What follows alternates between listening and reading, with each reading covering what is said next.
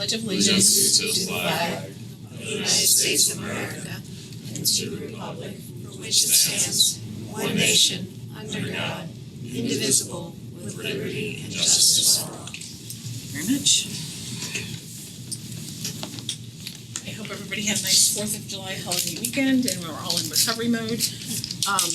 We start out our meetings with public audience. For those members of the public that want to speak, just a reminder, you need to state your name and address. And we try to limit your comments to 3 minutes to the topics that we're discussing just this evening. So is there anybody in public audience who'd like to speak? Oh, would anybody else? Do you? Hey, my name is Arthur House, 137 East Weetach Street in Simsbury, and my intervention is really very simple. I've followed your work, and the Board of Finance has done some serious consideration of it. I just ask you, do you really want to have a Board of Finance? And a lot of towns don't. And if you don't, that means empowering the Board of Selectmen to do all kinds of things. I think it works well, but you require 3 strong boards in Selectmen, Education, and Finance. And currently, the Board of Finance does not have all that it needs to do its job. It's more than cajoling and being an umpire. Yes, that's very critical. But in order to be a serious set of checks and balances, the Board of Finance has to do research. It has to be authoritative. It has to be able to call for reports. It has to understand and do comparisons within the town's past and also what other towns are doing. And I just simply ask you to, if you really want to have Board of Finance, empower it. Turn it loose and give it the equipment it needs to do its job. And it has to be equipped. It has to be solid. It has to stand on its own. It cannot depend on the goodwill of others. Simply, would you please give us what we need in order to do what we have to do? I will not get into the specific list of recommendations. The Board of Finance has worked on them, and Lisa Evner is going to provide them later this evening. Thank you very much. Thank you. Lori? I'm Lori Boyko from 15 Oakhurst Road, and I have a bunch of things in no particular order. It's very important that any positions on regional or intergovernmental bodies that are representing the town of Simsbury to those bodies be electors of the town of Simsbury, representatives of the town. Boards and commissions should not be allowed to create their own subcommittees, nor change the number of members on those committees. Only the Board of Selectmen should be allowed to create subcommittees of existing boards, commissions, or committees. When individual boards are allowed to create their own subcommittees, they reduce the number of people representing to 3 or 4, and then they do all the work, and the full board members don't generally hear it all, and then they come back to the full board that just sort of rubber stamps what this tiny committee did without delving into the information. There needs to be immediate provisions for any non-elector on a board, commission, or committee in town to be removed right away. Our charter provides that anybody on town boards and commissions be electors of the town. But there's no check and balance to make sure that they're removed when that needs to happen. Oftentimes it does happen, but I can tell you there are boards and commissions in this town right now that have people that do not reside in the town of Simsbury and are not electors of the town serving on them. Similarly, the Farmington Valley Health District Board of Directors, for which I believe we get 3 members if I'm not mistaken, needs to be addressed. It is critically important that its board is comprised of Simsbury electors representing the town of Simsbury and not staff. I don't think having a staggered 4-year selectman term is a great idea. One of the concerns I have is that if no more than 4 members may be of the same party, which I do think is important, then realistically there will be elections in which only 1 seat may be available, let's say to a Democrat, for example, in a given election, if there are already 3 seated, not up for election that round. Staggering also prevents the people from voting the whole lot of them out if people don't like the way the town is going. Anything that brings the decision-making further away from the people deciding who they want to represent them, or a longer time away from the people, I believe is detrimental to the town. For that reason, I don't think 4-year terms are a great idea. There are more reasons than 3 minutes can cover, but essentially 4 years is a long time, which diminishes the ability of members of the public to make substantial changes if they feel they're needed, and moves the process away from the people. The percent of the budget required to trigger a referendum for a single expenditure, I think, should be lower than the 2% that you have in there, because our budget has grown so exponentially that too high an expenditure can be passed at this level without a referendum. Thank you. Thank you. Any other public comments? Lisa?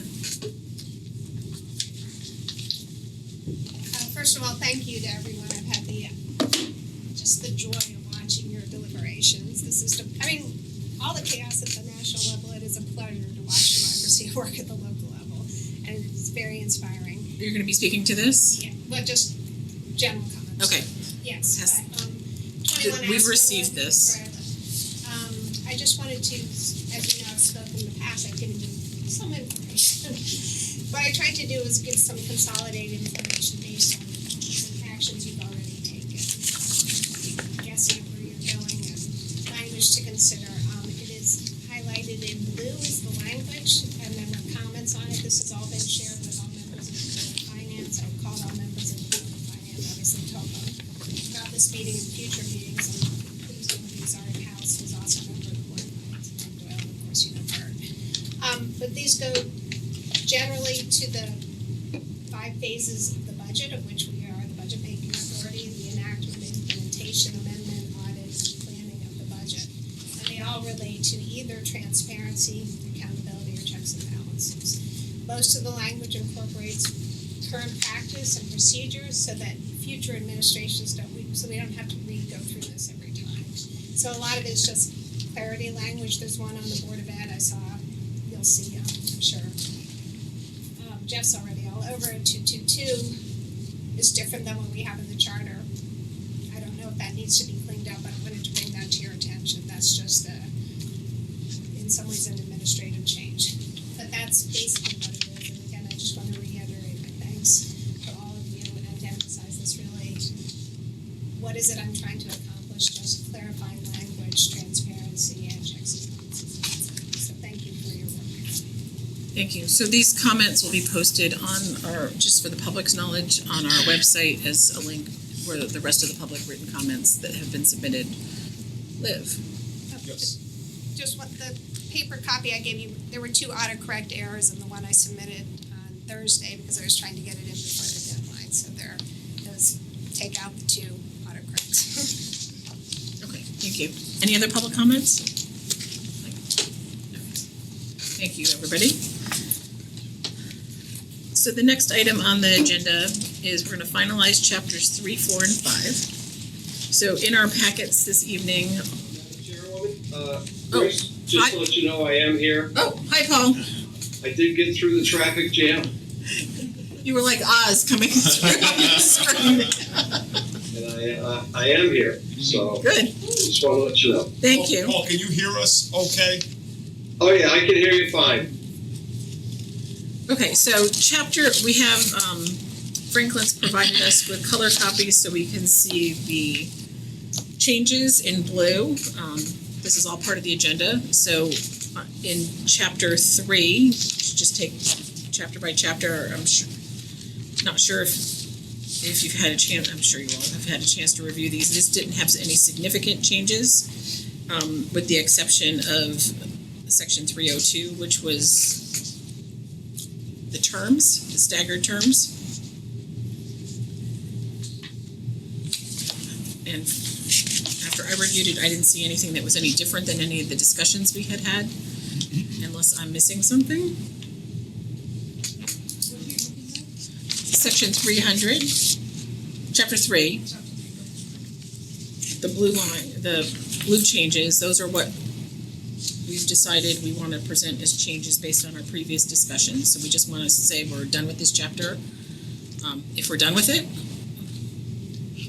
and unless there's any other discussion regarding any of the items that we've talked about. Are we, I have a question. Are we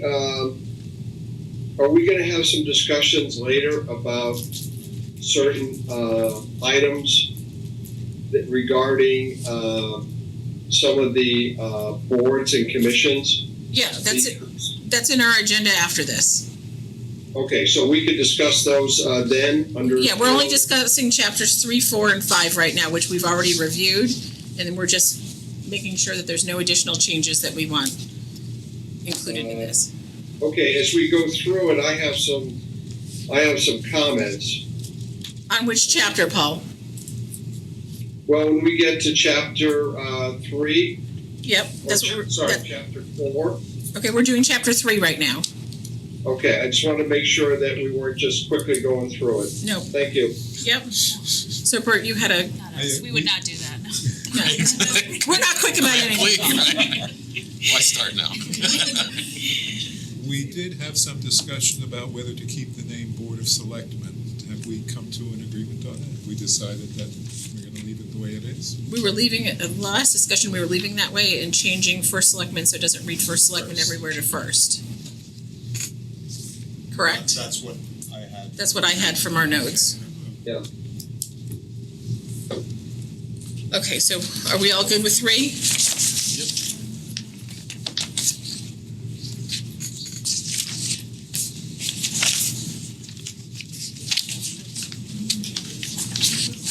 Well, I see in 302, B1, we forgot to change first selectman to first. Right.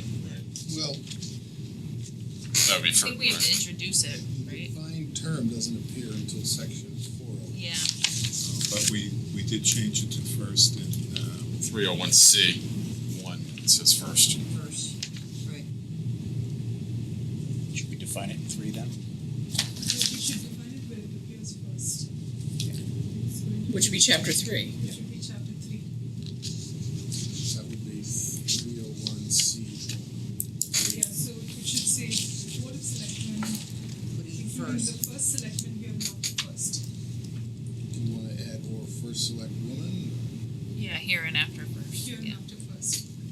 Yeah, keep the selectmen and the first select woman, Yeah, and then after known as first. here and after. Notwithstanding. Very good.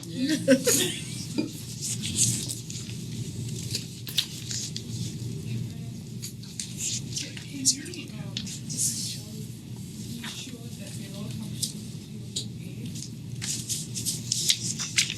Just the way it reads, is it easy for someone who doesn't know anything about this to, so at the meeting of the elected of the town of Simsbury, we had the first Tuesday of the first, etc., there shall be elected three members of Board of Selectmen for the initial term of 2 years. At a meeting of the elected of the town of Simsbury to be held the first Tuesday in 2025, there shall be elected for a term of 4 years, 3 members of the Board of Selectmen whose initial 2-year terms began with the 2027 election. It's pretty strict. Yeah. Well, that's because that's the first election where it changes, Right. because then it goes to B where after that point. Okay, sorry. 302A, the first sentence says that 3 of the members of the board elected in 2027 shall have an initial term of 2 years. So we are assuming, or it is unspoken, that 3 others will have an initial term of 4 years.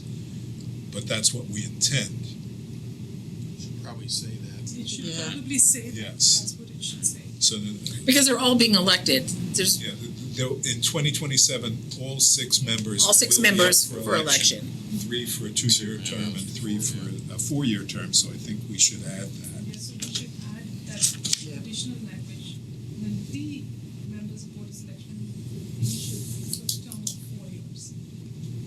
And that group of three will include the first. Right, we're saying that the first Yes. select person Is the 4-year will term, be in the 4-year term. because we had categorized them as A and Bs. Right. And it's at 29. And then shouldn't B be November of 29, not 27?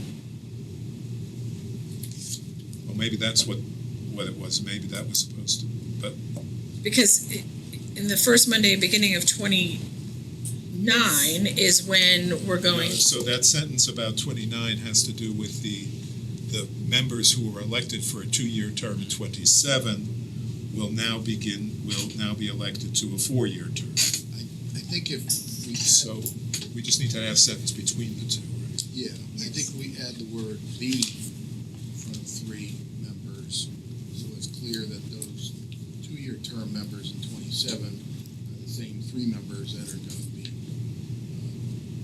elected to a 4-year term. Or the 3 positions anyway. So I've written in after initial year of 2 years, added the phrase, and 3 members shall be elected to a 4-year term, including the first. I would say, and 3 members, including the first, shall be elected to a 4-year term. That's good. We don't want any assumptions made. We will, by 27, we'll forget everything we just said. So it needs to be written. By next week, we'll forget everything we just said. Franklin will remember.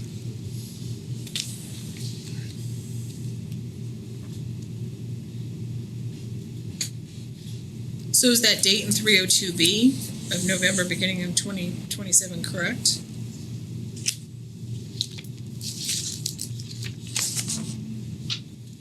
That is, as long as we Yes. clarify, because that is correct. That's for the other boards. Oh, that's for the other boards. But we, that's the other. Oh, I see, we've added. Because it's ties in the first.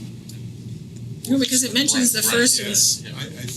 I think we should move the Board of Selectmen into 302A and just say B for the. For all the other boards. Why not add a title to 302A, Board of Election of Board of Selectmen? Yeah, I like it. Yeah. yes. That's it. Because that's confusing to me. You have it 2 spots and 2. You can use a notwithstanding. Because I've wanted to use that word my whole And life. take them out entirely from 302B. Yeah. It's in twice and it's confusing. Got that, Franklin? You're gonna add a subsection and remove all the Board of Selectmen mentioned in 302. We made 302A titled Election of the Board of Selectmen. Okay. 302B, everyone else. Everyone else, The rest of the elected boards. This Board of Selectmen was in bold, and it's confusing. I see. Okay.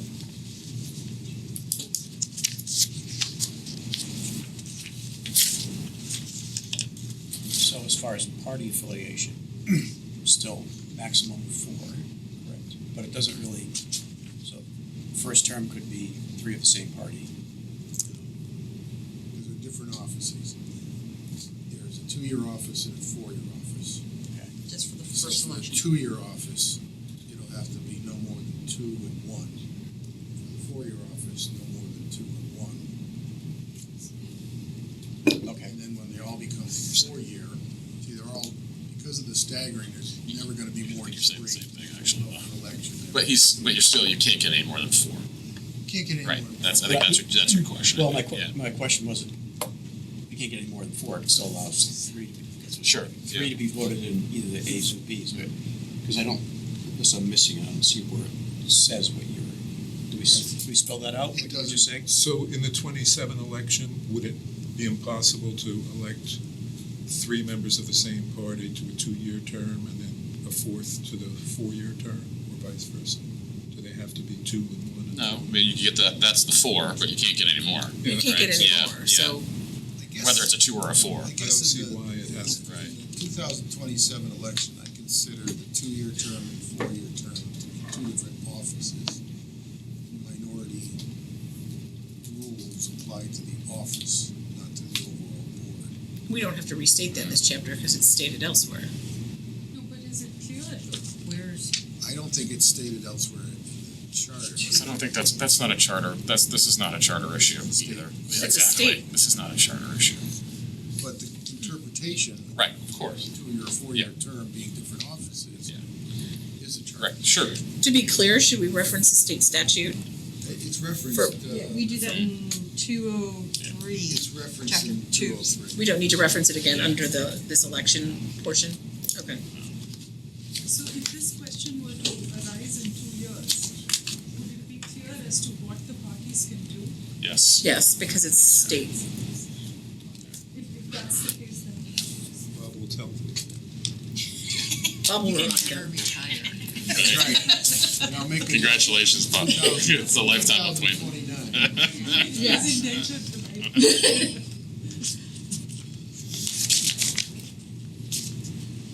But those are good questions.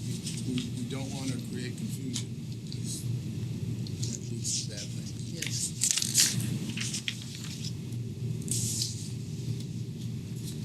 The only other question I have is, in the charter, it's references the Board of Library Trustees. Is that how they should officially be referenced? Because they're referenced somewhere else as something else. I think it's in an ordinance, or maybe themselves they reference. They always call themselves the library board, I think, but it Right. is the board of trustees. But it's legally the Board of Library Trustees. Yeah, it is, because that's what we call it in the charter. Right, okay. It's just mentioned board of directors in the code. I can get you the exact Yeah, the code is not, reference, but The code, it doesn't match this, the code is not Correct. consistent with the charter. But that, That should- they're but gonna that's not our fix- problem. They'll fix it after we. That's the Board of Selectmen's problem. and they have been, the library board of trustees have been informed to bring that concern to the board of selectmen. Right, because we brought that up in the last. Yep. Yeah. Okay. Okay. So with those changes, are we good with 3? Yep. Okay. Paul, you're good? So far, Okay, so we're chapter 4, which we're proposing to change the title of to the legislative branch. I think did that, we agree to that previously? I don't remember that. yes, we did. Well, there was discussion. There was discussion on it. I added that change when we were revising chapter 4, and the commission discussed it, but there has been no formal votes that have taken. When are we talking? My thought would be that we would stick with Board of Selectmen and First Selectman or Select Woman, because the previous chapter refers to the Board of Selectmen. So why not keep it consistent? Yes, because it will be confusing to anyone who doesn't know this. It was just, there was an expansion of the duties of the Board of Selectmen, Paul, and there was more in that section that described the referendum and the power initiative of the electors. That's the reason for the proposed change that I brought forth. It was to make the title cleaner, Can you- just for the commission's input. Does it clarify it if you keep the title as is with a colon and then say legislative branch, so it clarifies what this section is? I know that makes it more complicated, but maybe it clarifies it a bit more. So, You could either say. Yeah, I mean, Board we of don't Selectmen have- and Legislative branch. that's the only section where we refer to the legislative branch. We don't have, like in the US Constitution, there's the legislative branch, there's, the presidential branch. I mean, it just seems confusing to me to drop that in there all of a sudden. well, Franklin, I understand your intent, but I think for consistency standpoint, we should just stick with what the voters have seen previously in the prior section. I think it would be better if it were added to the first sentence, which would read, "There shall be a board of selectmen, by other selection, comma, which shall be the legislative branch of the town." Or do we say legislative body? or Okay. Branch. Legislative body of the Right. town. The branch sounds like we have multiple branches. Yeah, legislative branch makes it sound like there's other branches. Right. we just have a tree trunk. But if we call ourselves, call them the legislative body, it makes more sense of who has. Well, I think it's good to clarify that, because when we get to chapter 5, that title is town manager and administration of town, so it identifies he's the administrator. We want to talk about who's the legislative body. Yeah. So if we add it to the first sentence, as Bob suggested, are we good with that? So keeping the title as is. As is. Including, Legislative body, yeah. Is that what the statute calls it? That first sentence probably should not say hereinafter referred to as the selectmen. Right. Right, yeah. Because it doesn't. Because if you go under section It should be the first. 403 under general duties. Well, hold on, let's just go under 401 first. We're trying to, Bob's got Well, I'm just referring back to where it says the legislative authority of the town shall be vested except as otherwise specifically provided in section 409 exclusively in the Board of Selectmen. So it already mentions that they have the legislative authority. So it just reinforces it. It's still, I think it's still worth mentioning it up front, especially for those who just need a plain English wording, because it does reinforce it later on. If somebody decides to read that part. And then you're saying take out the hereinafter referred to as selectmen, because that's not the case, is what you guys just mentioned, right? Yeah, we don't say. Striking here and Strike. after referring to as the We selectmen. don't say select, we always say board of. The statute calls it the legislative body. Okay, so change it to that. Good to be consistent. Yes, thank you. Yeah, so you could add that into that first sentence. And then so if we strike the hereinafter referred to as selectmen, we're gonna be, then it will say consisting of the first, because we've already defined the term in the previous chapter, and 5 other selectmen, correct? And then then the next sentence I'll address what we just talked about. It says no more than 4 members of the board shall be members of the same political party.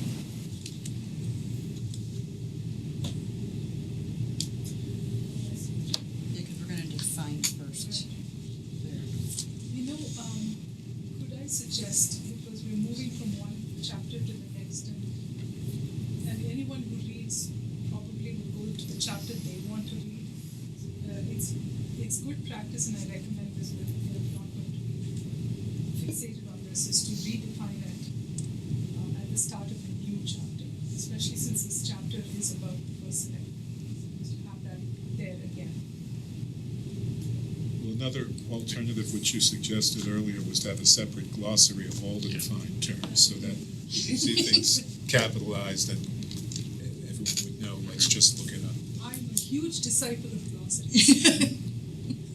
I love them. Yes.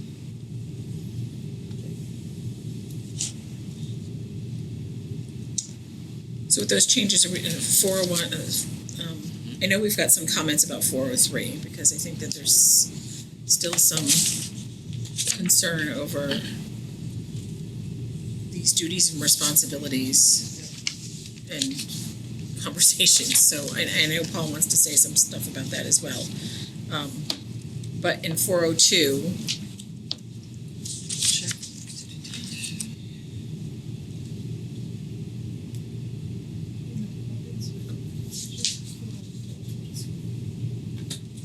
so the sentence in 402, the last sentence of the first paragraph, does it have to reference where it says, and such other subcommittees as may be established by the Board of Selectmen? Should it say by ordinance? Or it doesn't have to specify that? Because if they feel a certain Or created by resolution, not ordinance. A resolution, okay.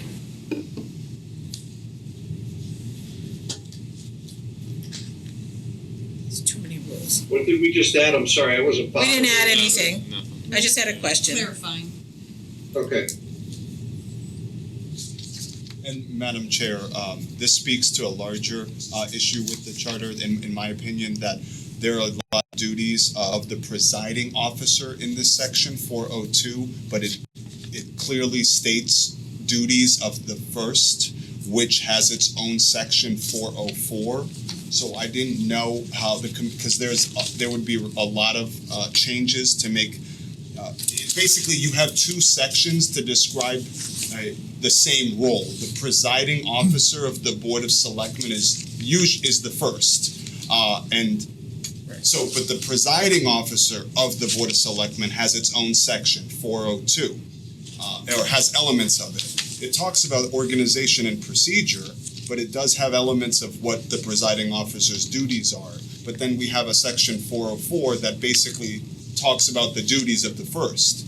So I didn't know how the commission wants to reconcile that, to keep it both keep it in two separate places. Like it says the first shall appoint members to the subcommittee. Well, if that's it even says the first shall do it, but it's in this section and not section 404. That's something we noticed when drafting this, that there's I think it's a good idea to keep them separate, because 402 really has to do with the organization of the board, and the first has a special role in that, but this is really about that. 403 has to do with the other responsibilities that distinguish the first. I think in 404, we could add, in addition to those duties, as presiding officer is set forth in 402, so there's two roles. One is presiding officer of the larger body, and the other is the role of first selectman independent of the as chief elected officer. So we can clarify that, so it's Presiding officer and the first aren't necessarily the same person, depending on. well, the charter identifies the first as the presiding officer. So why should we use two terms, though? Well, it's the presiding officer is the first duties as a member of the Board of Selectmen, the legislative body. 404 is the duties of the first as the chief elected official. Two different roles. You would And assume you would also need a separate presiding officer section, because what if the first can't make it? Well, I was gonna say, if right? if the deputy somebody first else is selectman has to step in, Exactly, Yeah. yeah, Right. that's you where I'm need a going. presiding Yeah. officer. That's where I'm going. So in the last paragraph on that page where it says except as specifically otherwise provided in sections, for it lists a bunch of sections, can we just make a note that because we've been changing all these section numbers, to revisit to make sure that those sections are correct We will at the end of we will this? check all the cross references at the appropriate time. Okay. Usually you do that sort of at the end. Okay. So make sure you haven't changed it. Just because we've reordered some of these, I just, Yeah, we'll keep reordering probably. Yeah. right, okay. Here's a silly question, since I don't know the general statutes. Do those ever change, or they just add? So like in the paragraph says section 1-200 of the general statutes, 1-200 never changes? Is that a true statement? That's not, well, it hasn't changed in a long time, but 1-225, that's the Freedom of Information Act. That's the section of FOI that tells you how to organize and. Don't they just usually amend it and say? Yeah, So we could it's- add as amended. Yes, CGSL. Because there's section 1-200, section 125, I'm just concerned that Yeah. if the general statutes of the state change, how do we account for that? Or do they just say, like you said, I don't amend? think they do. I think they just keep amending it. Okay. Yeah, we could also put it sort of in an omnibus statement that all references to general statutes shall be the most recent version or something like that. So, The date of the charter. I mean, FOI is a good example. Yeah. It wasn't 1-225 when it first started out. It was like 1-18. We can add that. I would recommend adding that. Somewhere at the end, we say masculine's the feminine's the masculine, kind of a savings clause. Yes. We should probably do that with the general statutes as well. That's an end thing versus the beginning thing? Yeah. Okay. Yeah, because I don't think there's ever gonna be a situation where it says 1-225 of the general statutes. And if you go look at 1-225, even if they change it, the statutes will direct you towards is now. Okay, So then section 403, we added a line about the town manager being able to apply for grants according to the criteria set by the Board of Selectmen. And then there's a section that was in yellow that's on pause for Bob to review or take a look at the language regarding reviews of the town manager and the administration of it. Pretty happy with the Board of Selectmen will conduct an annual performance review of the town manager administered by the first. Just take out, just start with the word "the." That pretty much says it. So where it says the Board of Selectmen will conduct an annual performance review of the town manager administered by the first, and the duties outlined in section 502 of this charter, Yeah, period. I think it has to be more complicated than that. Yeah, no, I don't either, but I'd like to keep your name in. you can make it complicated. Well, that's a good idea, I guess. Where do we? Where are you, Chris? Sorry. We're in the middle of, so section 403, where we've added the section where we were talking about the annual performance review of the town manager. It's highlighted in yellow in the packet. I would leave it right there. I would leave it there and just start it with the Board of Selectmen will conduct an annual performance review of the town manager. The rest of that sentence. And then we added in the next paragraph where the Board of Selectmen is authorized, we added the statement at the end about reviewing the code of ordinances from time to time to determine the relevancy and efficacy of the various provisions of the code, because there was nowhere in this that required them to look at the ordinances, and as we've learned, many of them are not consistent with the charter. So that should be something that is a requirement of the Board of Selectmen to do. Because if I can't hitch my horse to, it's If there's no water truck. right. there for my horse. So this is the section I think we're gonna have some discussion around, because I don't think we have finalized this, and I don't think in some people's eyes that this might be clear about directions to employees. Yes. And also, Yeah. And then Paul had a, And Paul provided, we have a printout of Paul's statement regarding direction to employees. Yeah, I looked at some of the prior minutes where we had talked about this, and I see where, I think, Bert, you had added some of this language, and maybe this is all your language, along with some from Bob's. It starts out by talking about the appointment of any person to the office. And I was assuming that we were talking about undue influence of anybody such as town officials on the town manager for the appointment of, Uncle Bobby or Cousin Bill or, Aunt Judy. But then it gets into very detailed about nobody can give direction to the town manager.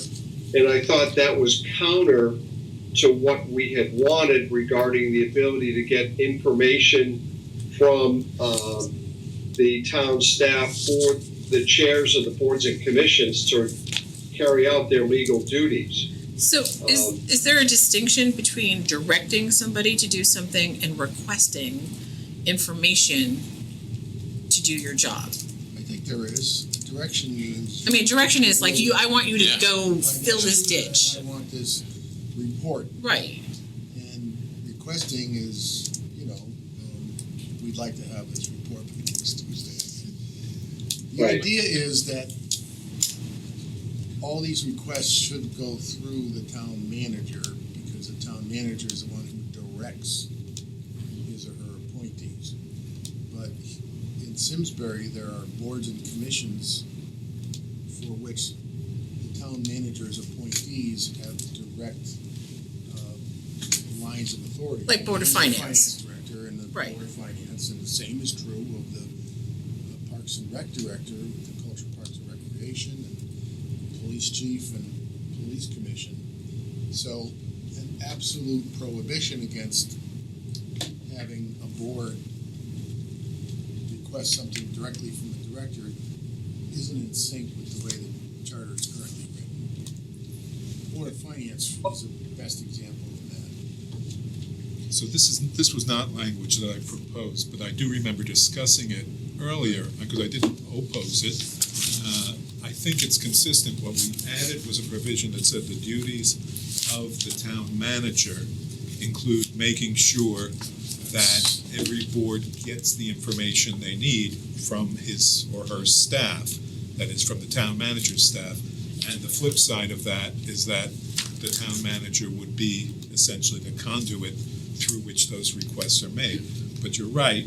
I mean, I can tell you I would very much like the Board of Finance to be able to ask the finance director directly for information. I think Lisa's proposed so here's the fact. So maybe we should, before we say neither the board nor any member thereof shall give orders. Of course, this is only about the Board of Selectmen. Right. And actually, I think we discussed this the last time we talked about this language. I don't think we need to change it because it is limited to the Board of Selectmen. It's under the Board of Selectmen. Here's what I struggle with, though. I like your solution. Obviously, I want the boards to get the information that they need in a timely fashion, obviously. And so I'm completely on board with the way you couched it first time, that the town manager would be held accountable for that facilitation. Thank you. Easy for me to say. Where I struggle with getting into the boards directing staff is that there's got to be somebody there's got to be one point of contact, right? If I can direct the staff and you can direct the staff, no one knows what else that staff person has got on their plate, right? So there's just too many people potentially directing that individual that may not know what else that person has on their plate at that given particular time. So I agree with that. We might want to amplify this, but with the way I understand how this is working is, as I said, there's a separate provision that says town manager is responsible for making sure everybody gets the information they need. This one says the Board of Selectmen is going to work through the town manager in its relations with the town staff. The other boards shouldn't really, I mean, and this is what we may want to amplify, the other boards don't really have that relationship with town staff. And in the provisions dealing with specific boards, we might cover the Board of Finance and its relation to the finance director, the Board of Education with the supervisor, the police commission with the police, or things like that. Yeah, or in the section that defines these officials, like the board, director of finance is defined in the charter. Would be added there that the director of finance shall respond. Makes sense. Because in 502, we added 13 for the town manager's responsibilities, where it says provide such resources, information, analysis, staffing, and support to all elected boards and commissions as such boards and commissions require to fulfill their duties under state law and the charter and to meet state mandated filing deadlines. So that sort of covers it. Covers it. That piece of it. Does that cover it? And or does it need to be, because you're still going to the town manager to get information, and he or she has to do that. There's no direct link to the staff that's supporting you. There's no direct link to the finance director, to the planning. You don't have that. The old section 412 was under the Board of Selectmen section. Okay, I see that Bob brought up before, it's there. The language that I tried to insert into that under direction to employees, I said, this section does not prohibit the first selectman or the first selectman or the chairs of any elected or appointed boards from requesting and obtaining in a timely fashion information, data, or reports required for the conduct of said boards and commissions' duties. It doesn't really say they were directing them. It was only saying requesting information. Oh, by the way, it also said appointed boards as well as elected. So, I mean, do we really think that 13 is strong enough to be able to allow, the chair of the Board of Finance to go to the director and get that information? Or does it still require it go to the town manager, who could obstruct, saying, I just don't have the resources to give you what you need, or I can't get it to you today, I'll get it to you the day before your meeting or an hour before your meeting. I just So- struggle with allowing every board and commission, appointed or elected, to go ask staff members for information, because Absolutely. that's complete chaos Absolutely. to the staff. And Okay. So how do you do that? How do you deal, okay, if you don't wanna put appointed, that's fine. But how do you get in there? But- If maybe you wanna change 13 a little bit, and say, provide such resources, information, analysis, and staffing to Chapter support all elected boards, in a timely fashion. it does say that. I mean, you're relying on the town manager. I don't have any objection to the current town manager. I'm thinking about down the road. All of these, I'm thinking down the road. 5 years from now, you got a different town manager, you got a different chair of zoning, you got a different chair of finance. How do you clarify what the roles and responsibilities are? And that was one of our charges, is to make it clear what the roles and responsibilities are. So But didn't Bert just answer that? The town manager's, Exactly what you want. the town manager, the way Bert's proposing it, I'm sorry, I don't mean to put that in your mouth, is the town manager's held accountable. So if they don't get that information, you Well, terminate them. I would say more than that. I mean, say, yes, we're saying the town manager has the primary responsibility to make sure his staff is giving everybody all the information they want. Yeah. That's what it says. Saying it doesn't guarantee that it's going to happen. We're gonna need the Board of Selectmen, which oversees the town manager, to enforce that rule. Yeah. But we can also write into the charter provisions that help ensure that this takes place. For example, separately, addressing the question of what the Board of Finance may request from the finance director, or what the finance director is obligated to provide to various parts of the town. Similarly for other boards, when we get to each one, we can say, all right, this is a fail-safe. If the town manager isn't producing, we know that we can go around it. To complicate matters worse, though, I know we keep focusing on the finance director. We all got to remember, though, that is a shared service. Yeah. Board of Education's in on that too. Well, So We are. I don't know. So that That is a shared service. So that doesn't become too chaotic. I don't know, it's be hard to describe, but could you say that the chair of the finance committee could petition the first, who then can direct the town manager or his subordinates? I think that goes Is that without too saying. complicated? If we're not getting what we want, we should be able to call the first and say, we're not getting it. That's kind of what's going to happen anyways, I think. So essentially what you're saying is the town manager has a responsibility to do X, okay? If he or she doesn't perform, the Board of Selectmen has to hold them accountable for not doing that. If the Board of Selectmen don't hold them accountable, and we put in when we're talking about specific boards and their needs, when we get later in the charter, it's another layer of, you're still not doing your job, we still need these reports, but it ultimately is the responsibility of the Board of Selectmen to provide this feedback to the town manager that you're not doing your job, and these are the metrics that you're being reviewed by, and you're not doing your job. Right?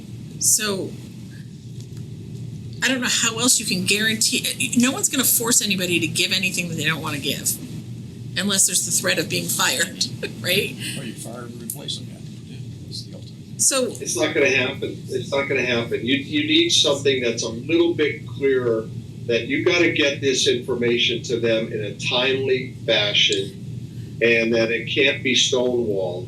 But- Because if the Board of Selectmen doesn't want the Board of Finance to have information or get too deep into the weeds because it might hurt their budget and therefore their chances of getting reelected. You are creating a situation where it will prevent information being given on a timely fashion or in the details that's required. So this is where I struggle with this. 13 is strong. I don't think 13 is strong enough. Okay, so here I'm as a layperson, okay, and we've got a lot of attorneys in the room, okay. But I do when I look at Let's be clear, I'm not an attorney. I know, and neither am I, but I do contracts, okay? I work with contracts. And we're always told that if there's not a consequence to what you're requesting, it doesn't mean anything. If there's not a and then but, it doesn't mean anything. If there's not, so if we put it in here that they have to do this, what happens if they don't? We're not putting in there what happens if they don't. So they could still stonewall you and not give you the information just because you're requesting it and demanding it in the charter. If there's not a consequence to that inaction, it means nothing in my. So I agree with that as far as contracts is concerned. So that's basic contractual jurisprudence, right? Your two parties agree, and there are consequences if you don't perform. That's just your basic contract. In the case of the charter, what this does is it creates a framework under which there is an expectation that everybody stays within the framework. So you probably will not see a consequence in a charter scenario. And so I actually I'm comfortable adding the language that Paul has proposed, even though there may not be a written consequence for it, because that's probably not the kind of language you're going to see in a charter. You will see it in a contract, but not in a charter. Dock your pay until you get your reports. Right. And the thing is, and then let's just move up a little bit further, which is the jurisprudence behind democracy. If someone from walking down the street decides to take a look at the charter that they see in a timely fashion, and then board of something is sitting and says we don't have information from the town manager, that's when people have this can take this up and say, listen, this is the charter we all agreed to. Timely fashion is written in here. It wasn't in there, and therefore they can move the board of selectmen. So you can put it in there. You don't need a consequence here, because this is not offer acceptance scenario. So are you suggesting in 502 in line on the 13th 502A13, the proposed addition, that it's added and in a timely fashion? There's no harm in putting it. Okay. Yeah. And do you have to define timely fashion? Because what's timely to me is not timely to you. Is timely like as reasonably expected. So for that you can use a reasonable. Well, it's called a reasonable man concept. Now it's a reasonable person concept. But We've had the phrase as determined by the town manager, because the town manager is supervising these people, and the town manager uniquely knows what he or she also has to do. But I'd just say that Paul's language is fairly limited to information, data, or reports required for the conduct of said boards and commissions duties. It's not. Yeah. It's related to the functions of the board or commission. I think I would say, rather than changing 502.13, that this directly addresses the concern Paul raised, which is it kind of gives the other boards an opportunity to intervene in the process if they're being stonewalled. And here's the other question: if we're gonna go down this route, can we somehow limit it to the staff individual that is directly related to your board or commission? Because the way it reads, like right now, I guess I could ask something from the town planner. that's not relevant to what. Sure. If it's about enrollment data, sure. Right. Yeah, so why would you limit it to? yeah, because this refers to reports. Do you really want one of your chairs though asking 10 different this is the chaotic part though, right? Like, Well, why don't we put in the as reasonably requested in a timely fashion? Because you could get unreasonable requests. People, and especially if you have people who are serving for the first time or they're inexperienced and they don't know the difference between a reasonable and unreasonable request. Well, because I'm envisioning something like, you know, an appointed board or commission wanting land use information from the zoning board, and the zoning commission, the zoning department doesn't have the bandwidth to provide that information, and is it relevant to what that particular appointed board is doing? Or is it just a fact Well, then finding? restricted to elected boards then. Well, I think that gets you carried away there though. But Paul, you made a really good point, which was if you have an elected board that is trying to keep information from spreading because they're up for election, and then some of that information has to come in from an appointed board, you just don't want to. You don't want to give them the opportunity to manipulate this. So if we did this, it would have to be for all boards. so what are we proposing to change under the direction to employees? I know we talked about before, but what is this section trying to do, honestly? Limit the Board of Selectmen from confused, I mean, I'm It's trying to limit the Board of Selectmen from saying, I want my road paved this year, or I want that pothole fixed, Or is it trying to or- make people like, you need to hire my nephew? Nephew I'm for just this curious job, what right? this is trying to It's truly trying, accomplish in a theoretical world. I mean, and the basic level is trying to eliminate nepotism and favoritism, right? I think a more, Well, I think the more common issue, and I'm not saying this happens a lot, but a member of the Board of Selectmen will run into somebody in the Right. supermarket who's complaining about something that was supposed to be done, Right. Yeah. but hasn't been done yet. And then the Board of Selectmen member, in an effort to do their job, calls up the director of public works, says, hey, you know, I know this road is on the list, but could you move it up from the bottom of the list to the top of the list? And it puts the director in a very awkward situation, because his or her boss is the town manager. The town manager sets the priorities and the budget and the sequencing of the work. And when Board of Selectmen members get in the middle of that, the director's in a difficult position. I don't want to make a Board of Selectmen member unhappy because I've got to go get my budget from him in a couple of months. On the other hand, my boss is the town manager. What do I do? And that's what this is intended to avoid. I don't think it really is intended to keep boards and commissions collectively from requesting reports on mill rates of surrounding towns. So long as the request comes from the board itself, not from individual members, I think a lot of the bad things that we're trying to prevent won't happen. Well, would it help if the paragraph stayed as is, and then a line was added, or a line or two was added about the request of relevant information necessary to boards and commissions? Like, I think Paul's language says that. If you were to take Paul's language and just stick it on the end of the blue paragraph, we probably have covered it pretty well, I think. Yeah. Because it does say data or reports required for the conduct of said boards and commissions duties. Yeah. So you couldn't where am I have missing this? the planning commission asking for mill rates. Maybe planning commission could. The point is, it's gotta be germane to what the board or commission is in charge of. So do we add his language just, That was the purpose of why I framed it that way. Was it has to be related to what their charge is and under the charter and under the general statutes. so adding the line, Their rules.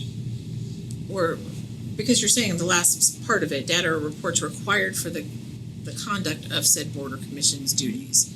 So if we just add Correct. that line to this To the end of paragraph to the end of 403 would suffice. Yeah. Are we all good with that? Yes. Say it. Okay, we're Sorry, great. say it I again. would Wait, wanna be say it sure again. that So adding to the end of 403, Add it, okay, add that. The We blue would line- add- the blue line 403, make sure we're all on the same. the blue line Right. 403, adding the sentence, this section does not prohibit the first selectman or first select woman. Obviously, we would The first. we would refer to them as first, or the chairs of any elected or appointed boards from requesting and obtaining in a timely fashion information, data, or reports required for the conduct of said boards or commission's duties. Should it say and or reports, so it could be inclusive of more than one thing that they're requesting? I don't know. No, the or is. Is or sufficient? So, I'm not a lawyer. I'm okay, I'm getting there, I'm really getting it, but just hear me out. No, please just- The way this is written though, is so you, and again, I preface by saying, I want everybody to get the information they need in a timely fashion. But the way this is reading now you have an elected member of the Board of Selectmen, who in the first sentence, and maybe this is giving an order versus a request, but it says there that they can't essentially talk to staff or give this, obviously that's a little overstatement. But then in the second sentence that we're adding, we're saying an appointed board, the chair of an appointed board can request information from a staff person? That doesn't necessarily seem right to me. Well, see, I think, well, the first sentence is broader. Of course, that's what I mean, and maybe First- about no, I- giving I mean, orders it's versus- about giving orders of Yeah. any kind. And the second one refers to requests for information. So first off, the request might be strong, it might be an order, but it's an order to provide information. That's fair. I you need, just wanted to- as opposed to Just- paving. would it be, Just want under to, this, want to put out that we're Yeah, no. yeah, we're no, that's where I'm creating a struggling a little bit. little, I don't know. If I we was a had Board it of as Selectmen two member, I'd be separate upset. paragraphs, like the larger paragraph and this smaller paragraph with that added line under direction to employees, so it here's the information about how you can't direct, and here's the sentence that we're stating how you can request information. So there's two distinct, you can't direct people and you can't order people, but you can request information if it's required for you to do your job. If it's two separate paragraphs, maybe it doesn't get lost in translation.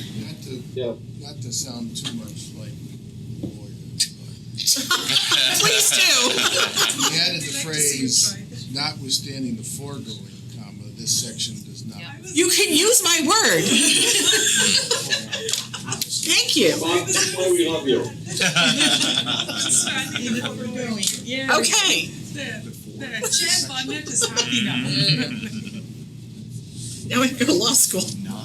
You don't need to. Notwithstanding the foregoing. Does this? Now, I'll also add one more thing here. You may wish to consider taking the first selectman or The first, the first or just, out of this because it says elsewhere that the first can do this on a much broader basis than just information and reports. Because one of the duties of the first, somewhere in here, is to tell the town manager what to do. so we just say does not prohibit the, I don't think or do we just say does not prohibit the board of selectmen versus, because the first is on the board. Yeah. so it's the chair or the presiding officer of any board, including the board of selectmen, so I think. Okay. I agree with Bert. Okay. That's beautiful. Jackie, do you have something to say?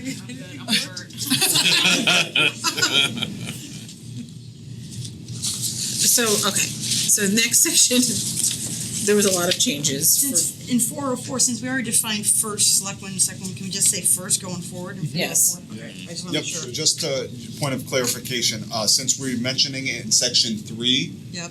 chapter 3, since we're prefacing it, all the instances of where it says first selectman or Will be first changed to selectwoman, first. we'll clean up Okay. and have it the first in the master document. First, thank you. Thank you.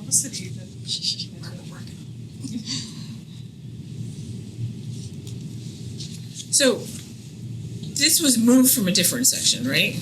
Yeah, it was, Section four. because was all over. the thought was you shouldn't have to wait till the very end of the. To tell you what your job Tell you was. what your first selectman Right. was. And in that first line, it should be and Wait, where are we? Sorry. that municipal election be held. And thereafter. Okay, changing Oh, at quadrennially thereafter Can't we just is say and every 4 years? quadrennially. Can't we just say every 4 years?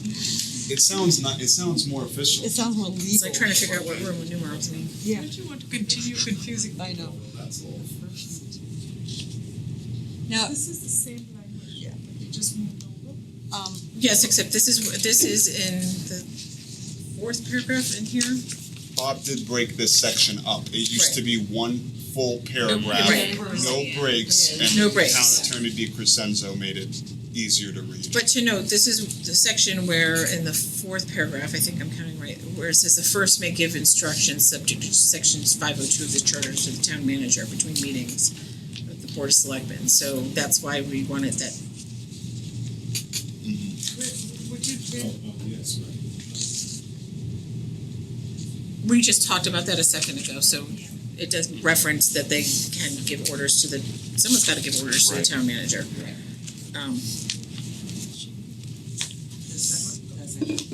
So in yellow, it says duties, charter revision commission to revise this section. What are you referencing there, Franklin or Bob? There was some discussion that the commission wasn't done with this one yet. And there may be some additions.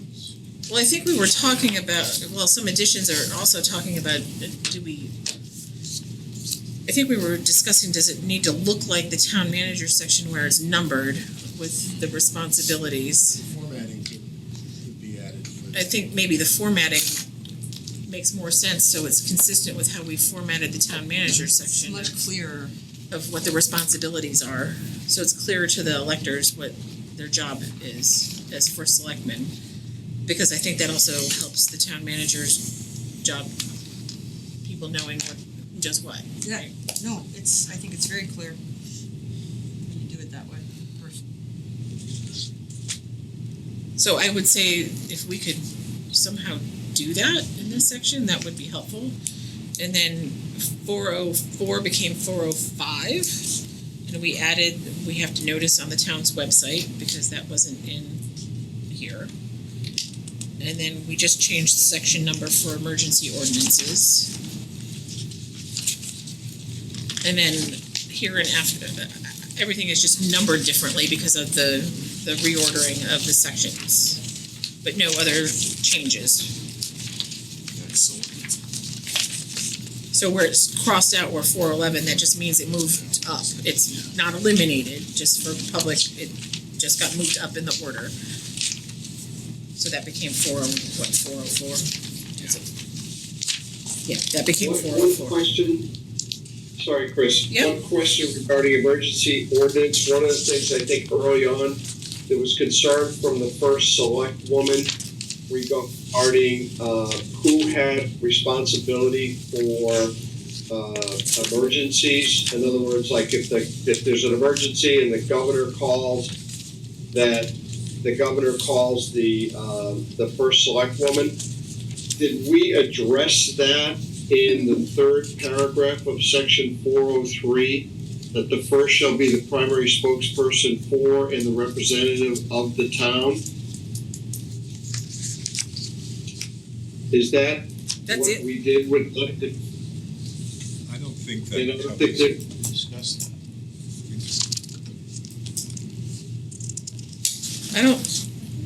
I don't think we did that.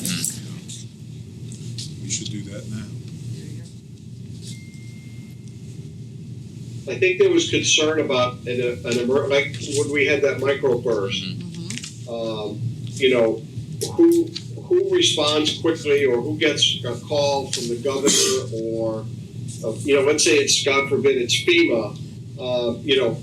Who gets the call? Is it the town manager? Is it the first? Or who How calls do we them? address that? Well, it's gonna be who calls them, because FEMA's not gonna know who to call. Right, exactly. But who calls even like that microburst rate? It's only affected a small section of the town, not the entire town. So who makes that call, right? Is it the town manager? Is it the first? Well, what was the problem that arose during the microburst exactly? Does anyone really understand it? I think the question was around who's applying for the grants. Is it the first or is it the town manager?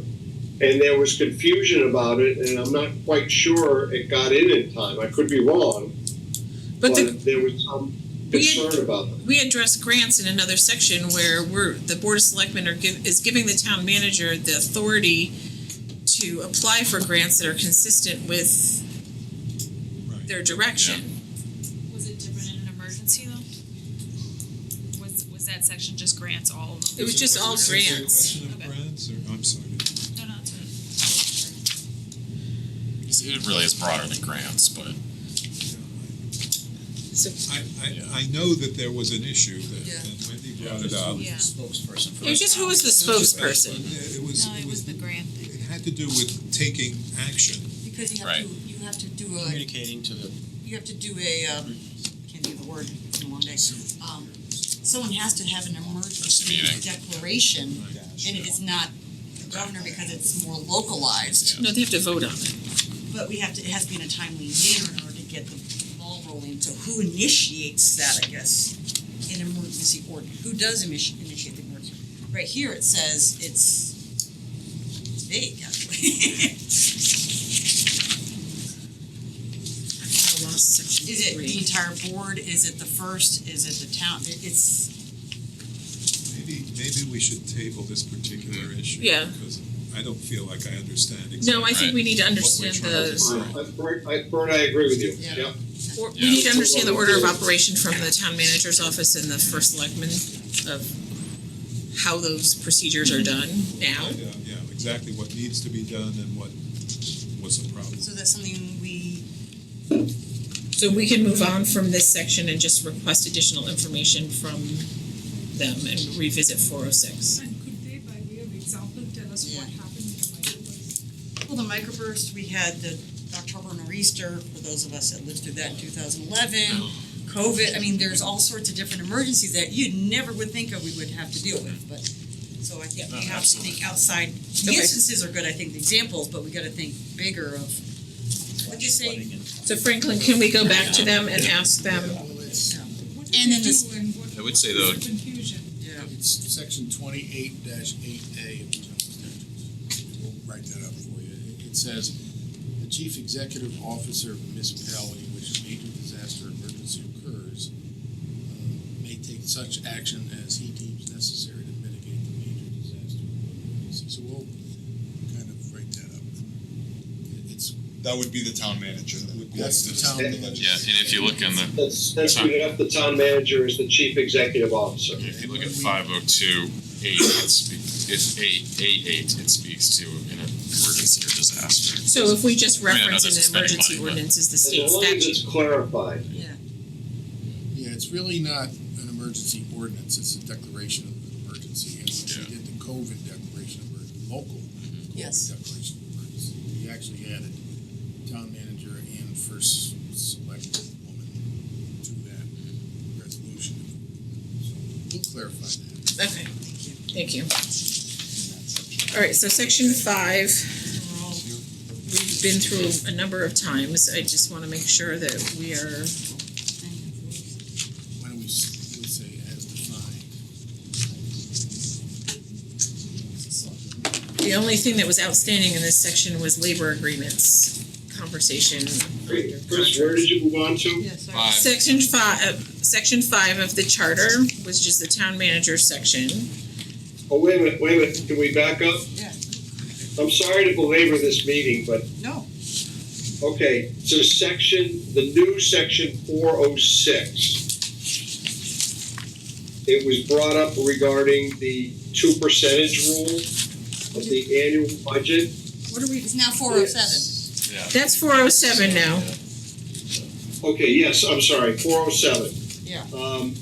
Okay, do we still feel 2% is the right number? Or should it actually be 3? On a $100 million budget, that's $2 million.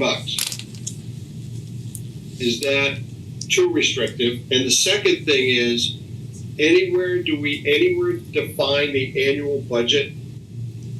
Because I believe it's always been considered the Board of Ed, the Board of Selectmen, the specials, like the special revenue funds, and anything else that makes up the $100 million. But it's nowhere is the annual budget defined, I believe. Well, do we add that as a defined term of what the annual budget is? Yes. And put it in the glossary. Put it in our glossary. But I I haven't. think it would make it easier. It would make it. I know it would make it easier for Lisa. She's sitting in the audience. I can see her behind Bert. So there's never any arguments over it. Because I know I had arguments one time where people were saying, "Oh, well, that's not in the budget. You can't count that." And I'm like, "Yeah, we can." So it was always an argument. What was that argument? Well, you could How say something is it was- spent on the budget is the Right. town budget, and then 2% is 2% of 20-odd million instead of 100 million. And I did have a note here is, can we split them in this discussion about automatic referendum? And that was probably a discussion we had a long time ago, going just through this the first time, because there is the Board of Ed budget, and then you have the town budget, which is two very different, 2% of a Board of Ed budget is much different than a 2% of the Board of Selectmen budget.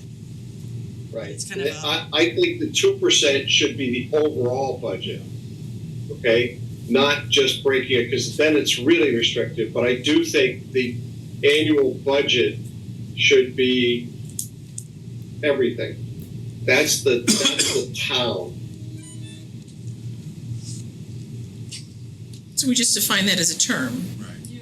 And the term would be annual budget. Yeah. Right, but we didn't hear, But I that don't doesn't recall resist. hearing from anybody that 2% was a concern. I heard it. I've heard from, in public audience this evening, Yeah. but I haven't heard from any of the commissioners or the Board of Selectmen that 2% was an issue either.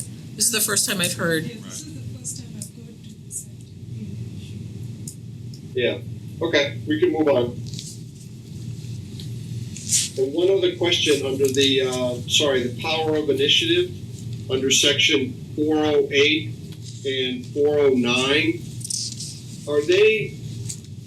I keep going back and forth, and what's the difference between repeal of existing ordinance or all ordinances?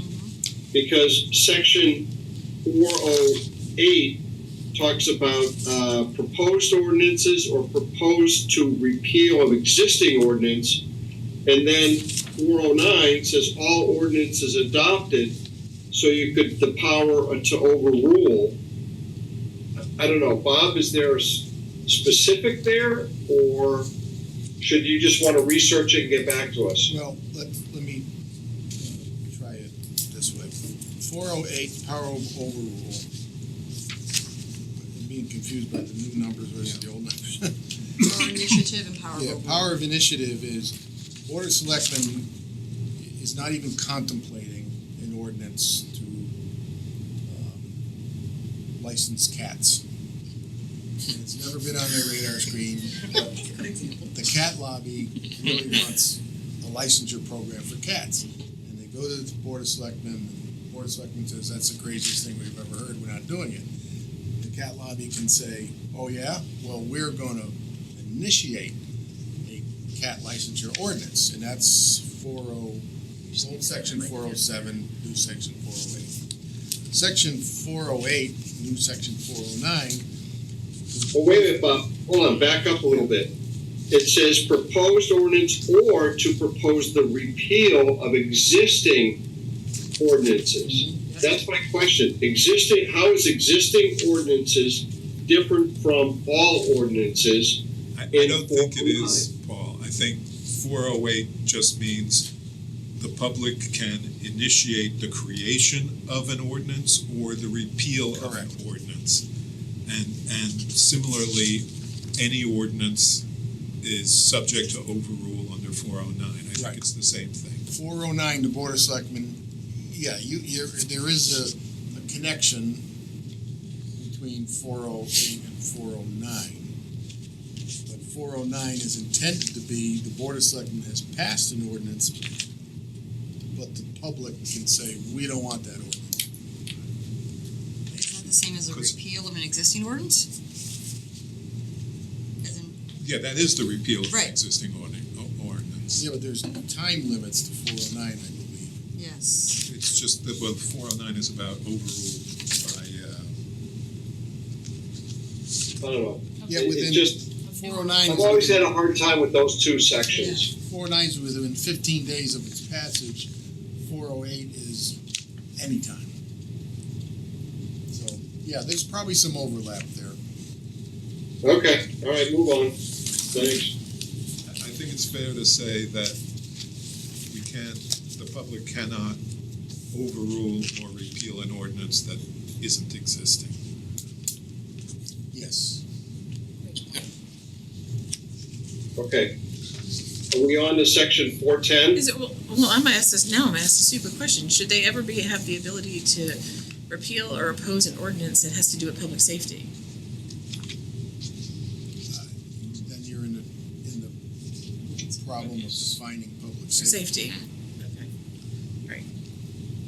Never mind. Presumably, Connecticut statutes too might yeah, govern that. presumably, first of all, the thresholds are very high to do any of this. You've got to get a whole lot of signatures to get this going. And I think the intent is if it's something that is overwhelmingly opposed or promoted by the public, they should have a way to do this if the Board of Selectmen just doesn't want to do it. Didn't marijuana fall into Yeah. this? Yeah, we had that. That was under the statute, but it was still the same principle. People got together and said, I forget what they said. That we don't want cannabis dispensaries in, Don't want it. right. No retail. Okay. Yeah, Okay. that was pushed on by the state. You gotta make a decision, and you have the opportunity now or never. Yeah, it's a now or never. Yeah. So 502, Wait a minute, 410. Sorry, sorry, Craig. okay, Paul, it's Maybe 7:30. Maybe this relates to one of the appointed boards, but under section 410A3, since it's come up recently, and also we heard something around open space. It says real estate, which I'm assuming, Bob, also includes open space under the power of an initiative. I think the power for an initiative should also include that a town meeting can be called for the authorization of any sale of real estate, which I'm assuming means open space, involving a sale price in excess of 1% of the annual budget of the then current budget. But I think you should also add the ability for the power of an initiative for if the town is contemplating the lease or development of any town-owned real estate or open space. Now, we can have a debate about that at another time, but I think some of the things that we've heard from people regarding open space, I think is important. And I also think under A6, where it talks about lease options, that it shouldn't be 10 years, it should be reduced to 5. Because I think the two tie in.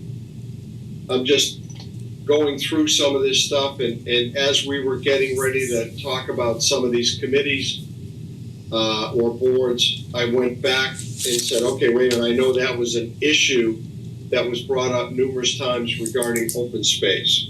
So we could debate it later, but and table it, but I don't want to forget it. And are we talking the annual budget as the overall? As the defined term. Yeah. The total budget. So why don't let's table that so we can all think about that? Yeah. Okay, That's because fine. I think we're gonna totally discuss- fine with that. I think we're gonna discuss it. Concept Yeah. with the Board of Finance. Because I also think that it should include the purchase of real estate as well, not just the sale of real estate. Yes. Okay, so we'll table that section, okay? Anything else in 400? No. Okay. See, this is what happens when you have 3 or 4 hours in the car and your wife is driving. Well, tell Terry you're driving next time. No, I'm kidding. All right, so chapter 5, and then we're gonna get on to the boards and commissions. This is, we've been through this chapter a couple of times. The thing that is still outstanding here is regarding Bob's comments about language for the Board of Selectmen and how to provide parameters and guidance on labor agreements.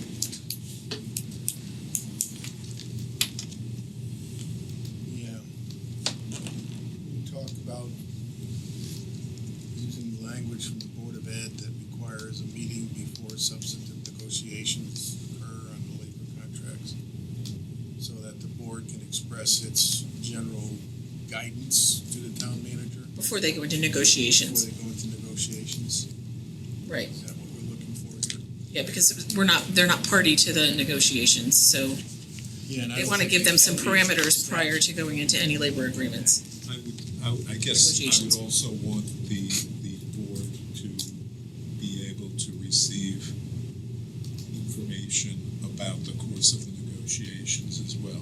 I mean, what really came up was this notion that the town manager might It's freezing in here. essentially set priorities in terms of the give and take in the negotiations and then present it at the end. Yep. And say, really, we can't change this without undoing weeks of negotiations. Okay, that's gonna take a little bit of, because there are limits to that under the statute. But I think what the Board of Ed does makes it a good study. And then Which, if I recall correctly, before any negotiations, the superintendent goes into, it's actually not executive session, it's a non-meeting. It says, here's where we are, contract's coming up, Yeah. here's what other towns are doing, give me some general guidance, that kind of thing. Right. And the other thing that we're holding for you, Bob, is on the last page in C about the language about the Board of Selectmen, how they had to adopt a policy or enact an ordinance to appoint an acting town manager.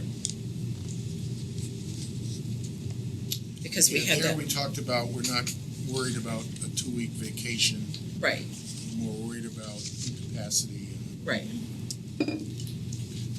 So we have to revisit those two sections once you draft that language. Can I go back a little earlier? Sure. Because I have a whole bunch of notes that I don't see on our blue line. Even in 501, the second sentence of the first paragraph says the town manager shall be appointed on the basis. I thought we were going to change that to hired. But they're talking about appointments and hirings are two very different layman, in my opinion, layman terminology. I know it's maybe just words, but they're talking about appointments being to boards and commissions, but the town manager is not really appointed, the town manager is hired. Am I not correct on that? I know it's a simple word, but I think they're actually technically appointed though. are they Because they're appointed? voted by the board of It's an appointment. selectmen. Is it? Yeah, I Okay. think it's Yeah. I just technically, want to you're make right. sure. I mean, they are hired, but it's an Technically, appointment. It just means to make somebody fill Yeah. a certain role. Okay. Right, right. And I just apologize for missing the last meeting. Is everyone okay with the chief executive office and administrative? We didn't change that.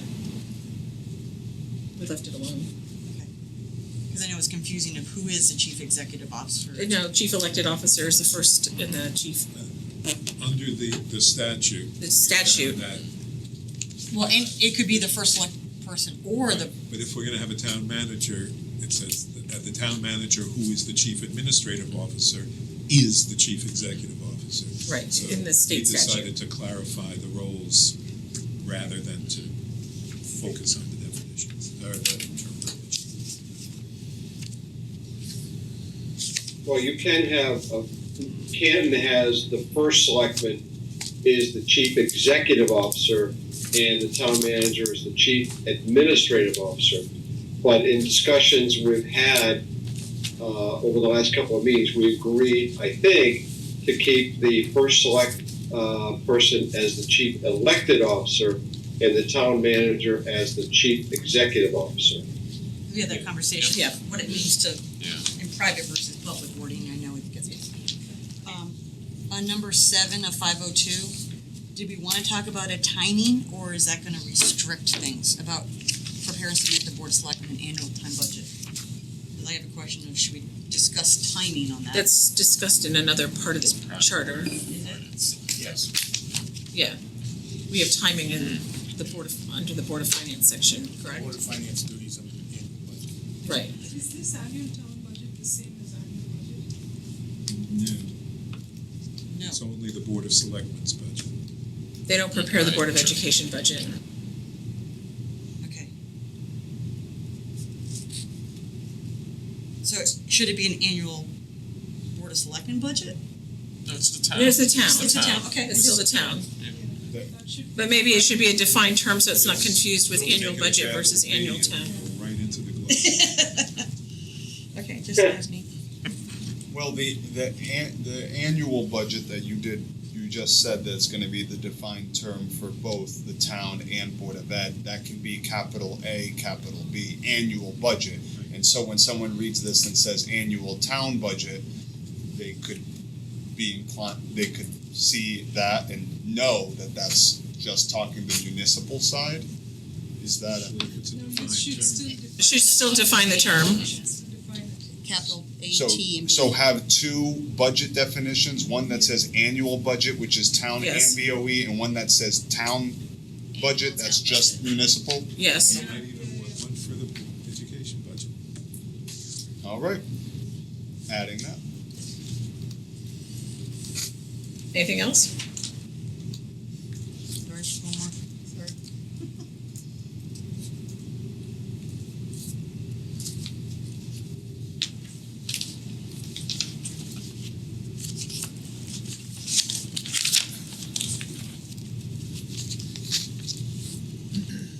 While she's looking for that, I have a question going back to the 2%. Who's going to be in a position to advise us 2% is not the right number?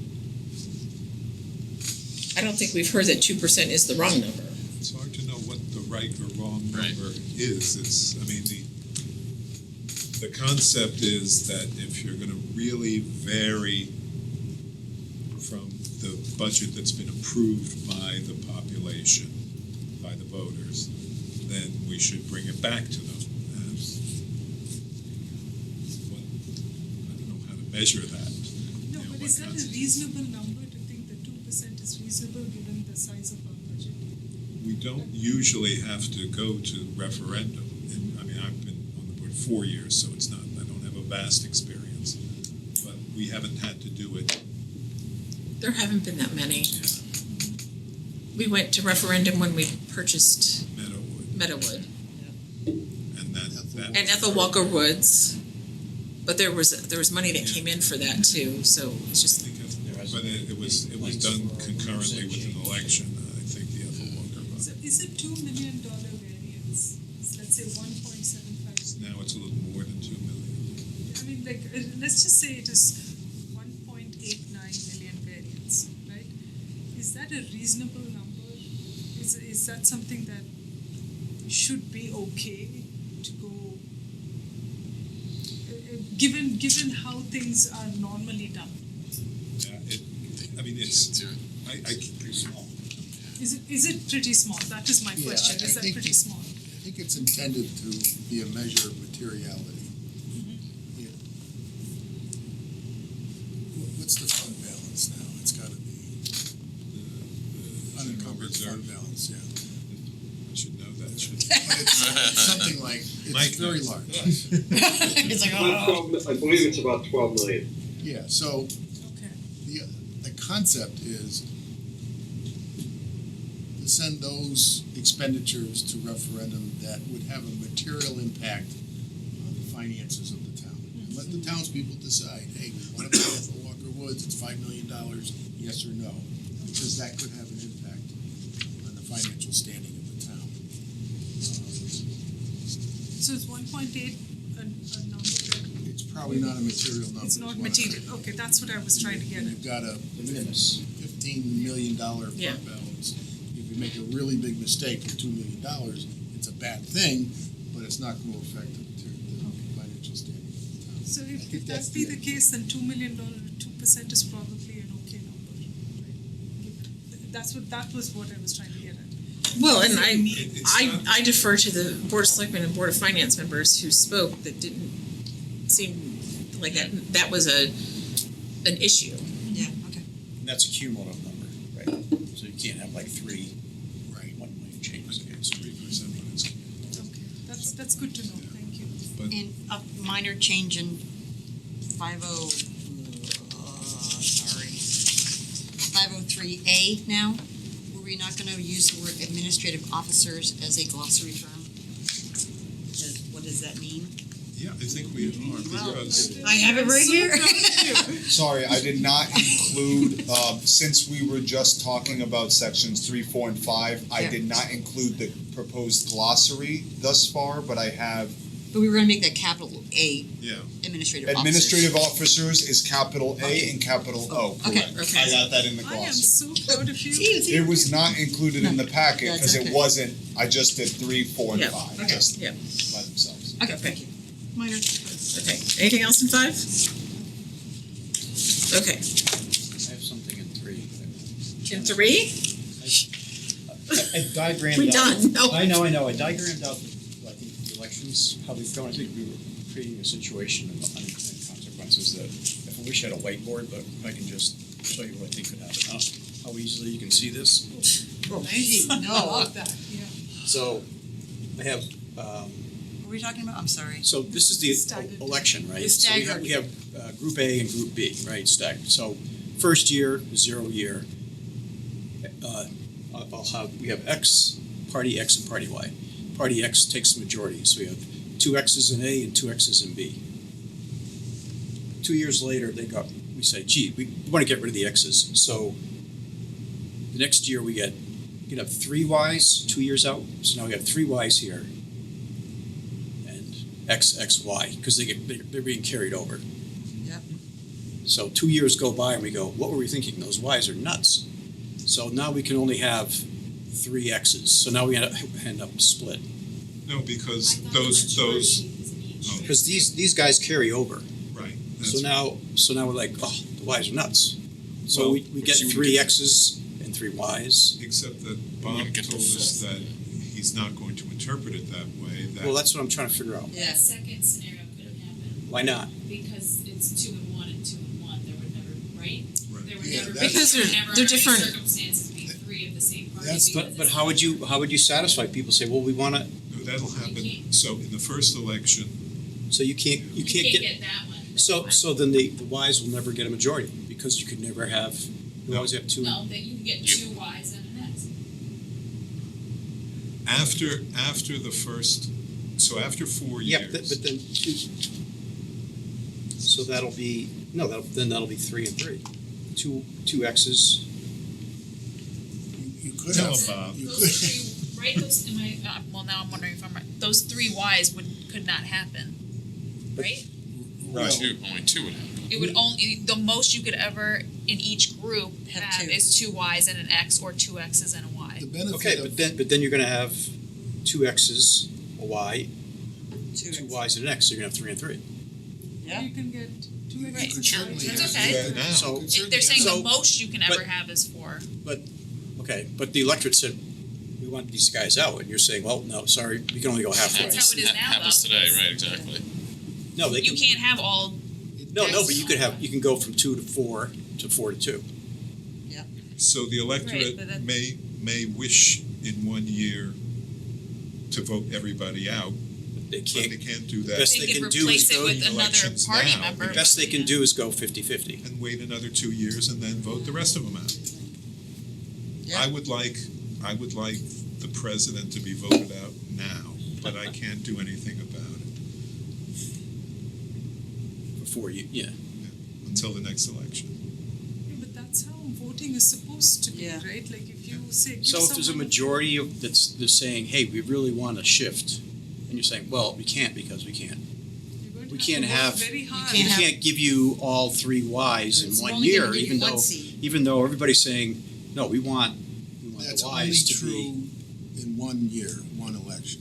Right. Because as of 2029, you're gonna have all 6 members running for 4-year terms, and you can throw the bums out in 2029. Meaning there will no longer be different offices. No longer different offices. The only different offices for 2027, because that's the only way you can achieve the staggering. And the benefit of calling them different offices is if you don't, then you could have all 3 4-year termers be party one, and 3 2-year offices, or 2 of the 3.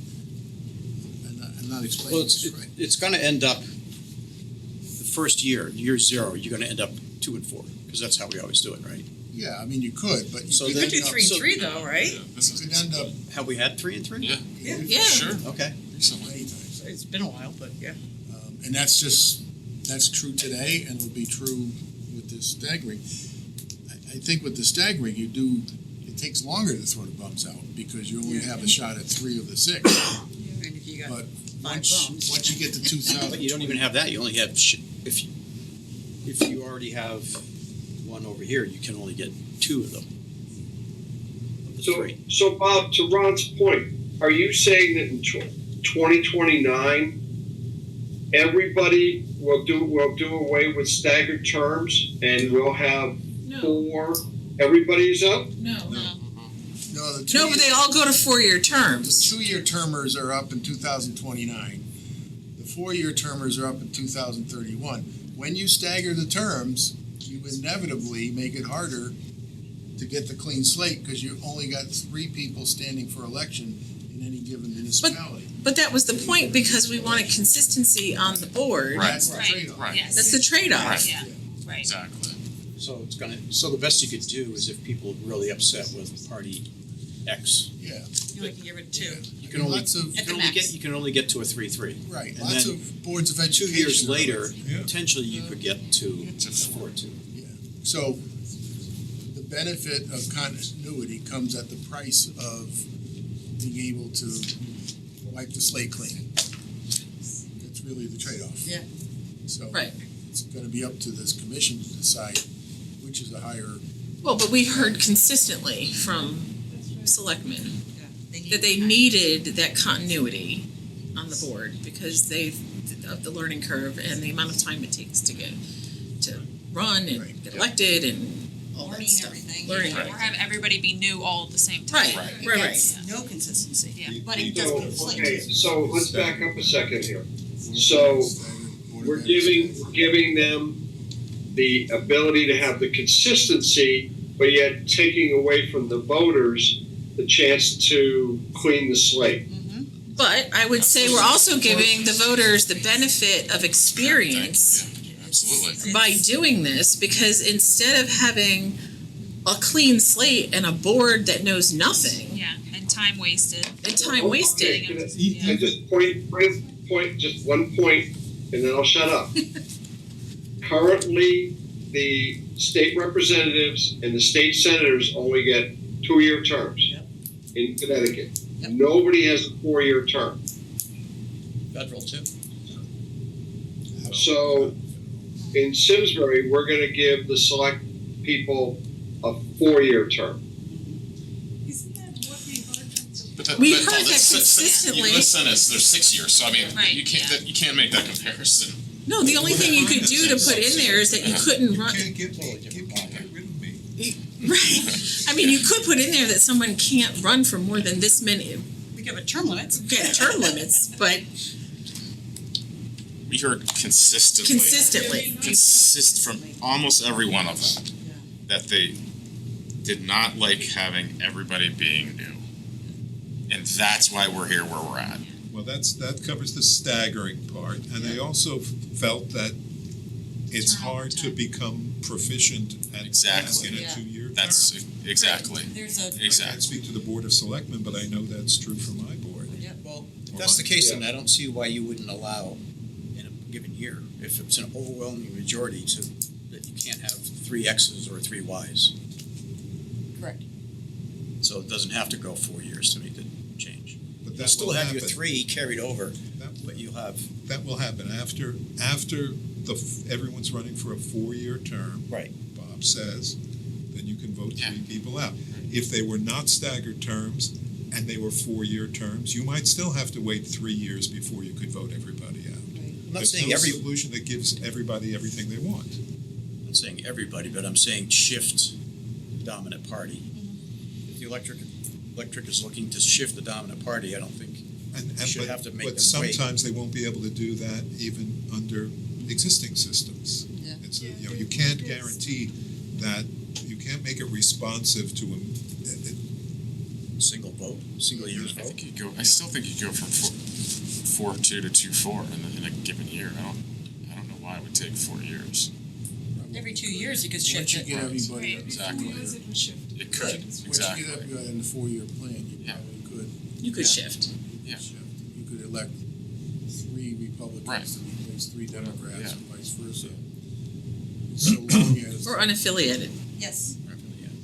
unaffiliated, it's interesting because they're outside of the minority representation. I know.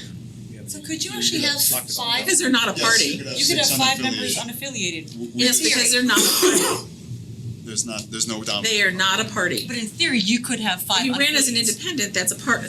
Yes. Right. Well, we're gonna have the American Party soon, so. There you go. Who knows what that's. Let me know when I I need to think move. it's a really good idea to think this one through really carefully and again and again and again, because this is, once it's adopted, it's set in stone.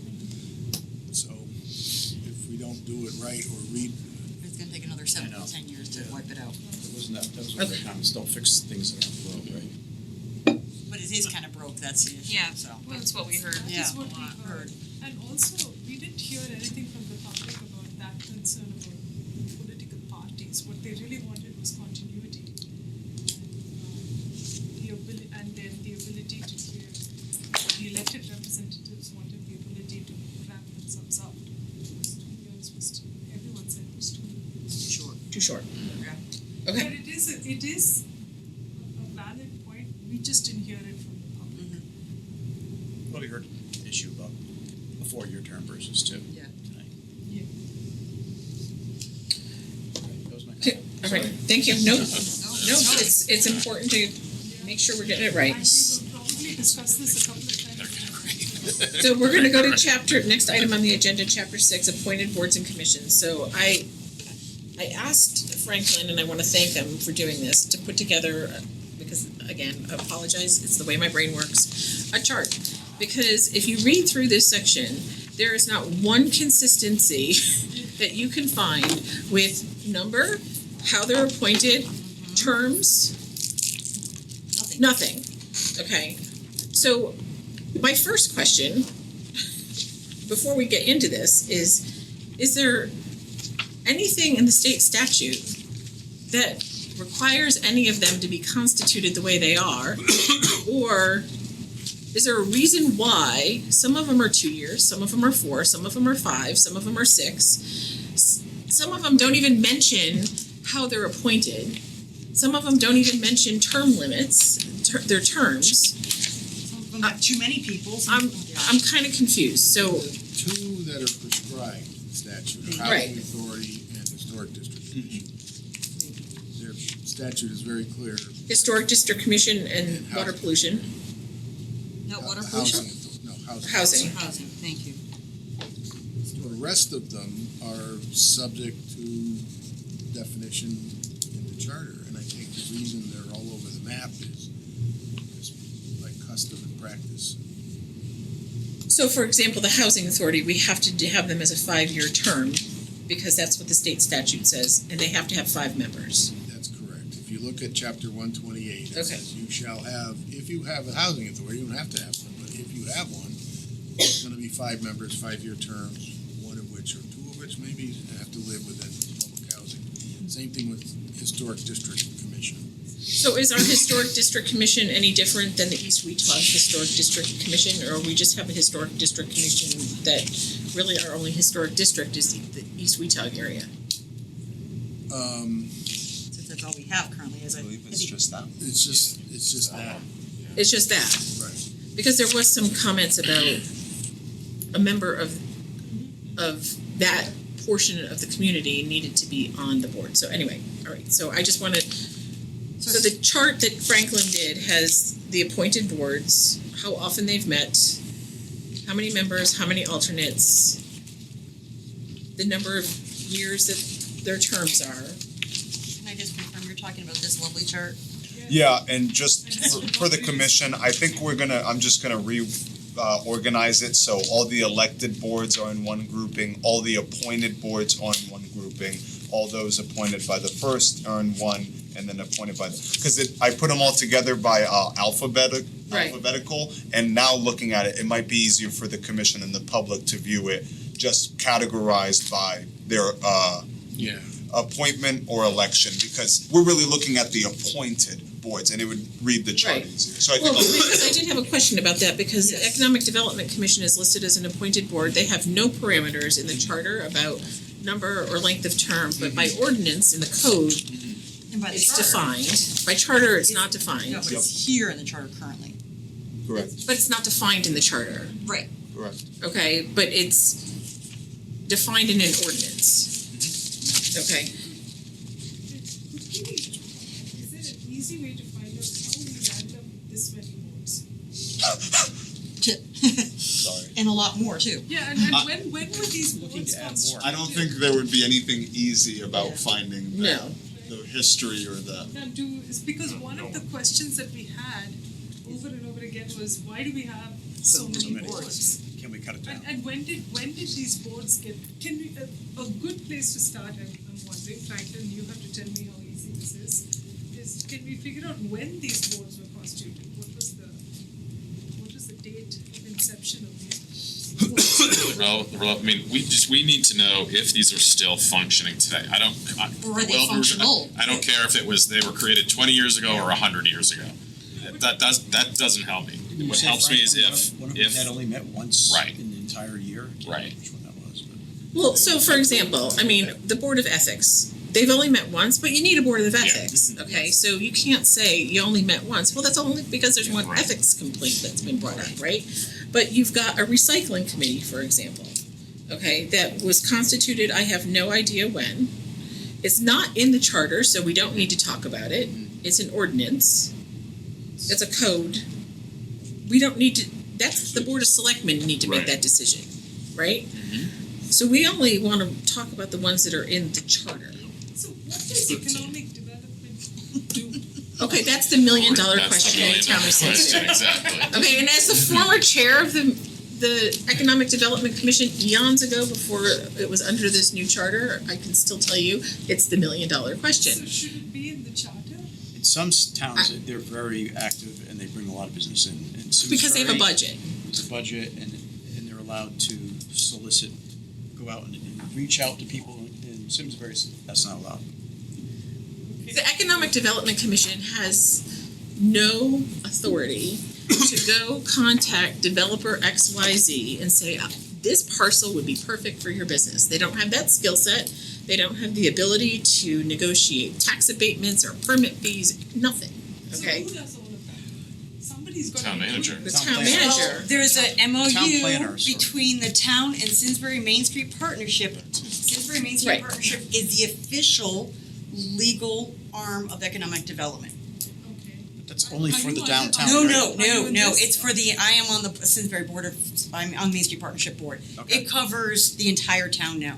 Initially, when Main Street Partnership, It was just, what we call bank to bank, that's No, not we even don't there need anymore. any. It is the entire town, it's Terriffill, it's West Simsbury, it's Weetog. It's the entire town, and it always has been unofficially the economic development, but there is now an MOU in place and continues to be in place that they us, is the economic development arm of the town. And is that under So the we don't need charter? to- Are you? It is an MOU just like it is with the ambulance association. It's a contract with the town, and it does all the legwork and all the legwork. There's no reason okay, I'll just preface this whole conversation, not specific to this question of this board, but if we choose to eliminate an appointed board from the charter, the selectmen can always choose, if it's a priority, to add it to the code. Okay? So the Economic Development Commission, and Bob, you stop me if I'm wrong here, but the Economic Development Commission is not defined well in the charter. As an example, they've defined it in the code. It might not be the priority of the next administration in Simsbury 10 years from now or 8 years from now or whatever, because there's no more land to develop. I don't know, right? Section 609, Madam Chair, of the Economic Development Commission actually states that those details that you've mentioned will be specified in an ordinance. So the charter refers that the Board of Selectmen shall create by ordinance those specifics that you mentioned But and if they're going to outlined. create it in an ordinance, why does it have to be in the charter? And they're the only non-elected board on this list. Well, All these are not elected. We're only talking about appointed boards right now. I can't speak to the history of what's We're happened. talking about section 600. Okay, sorry.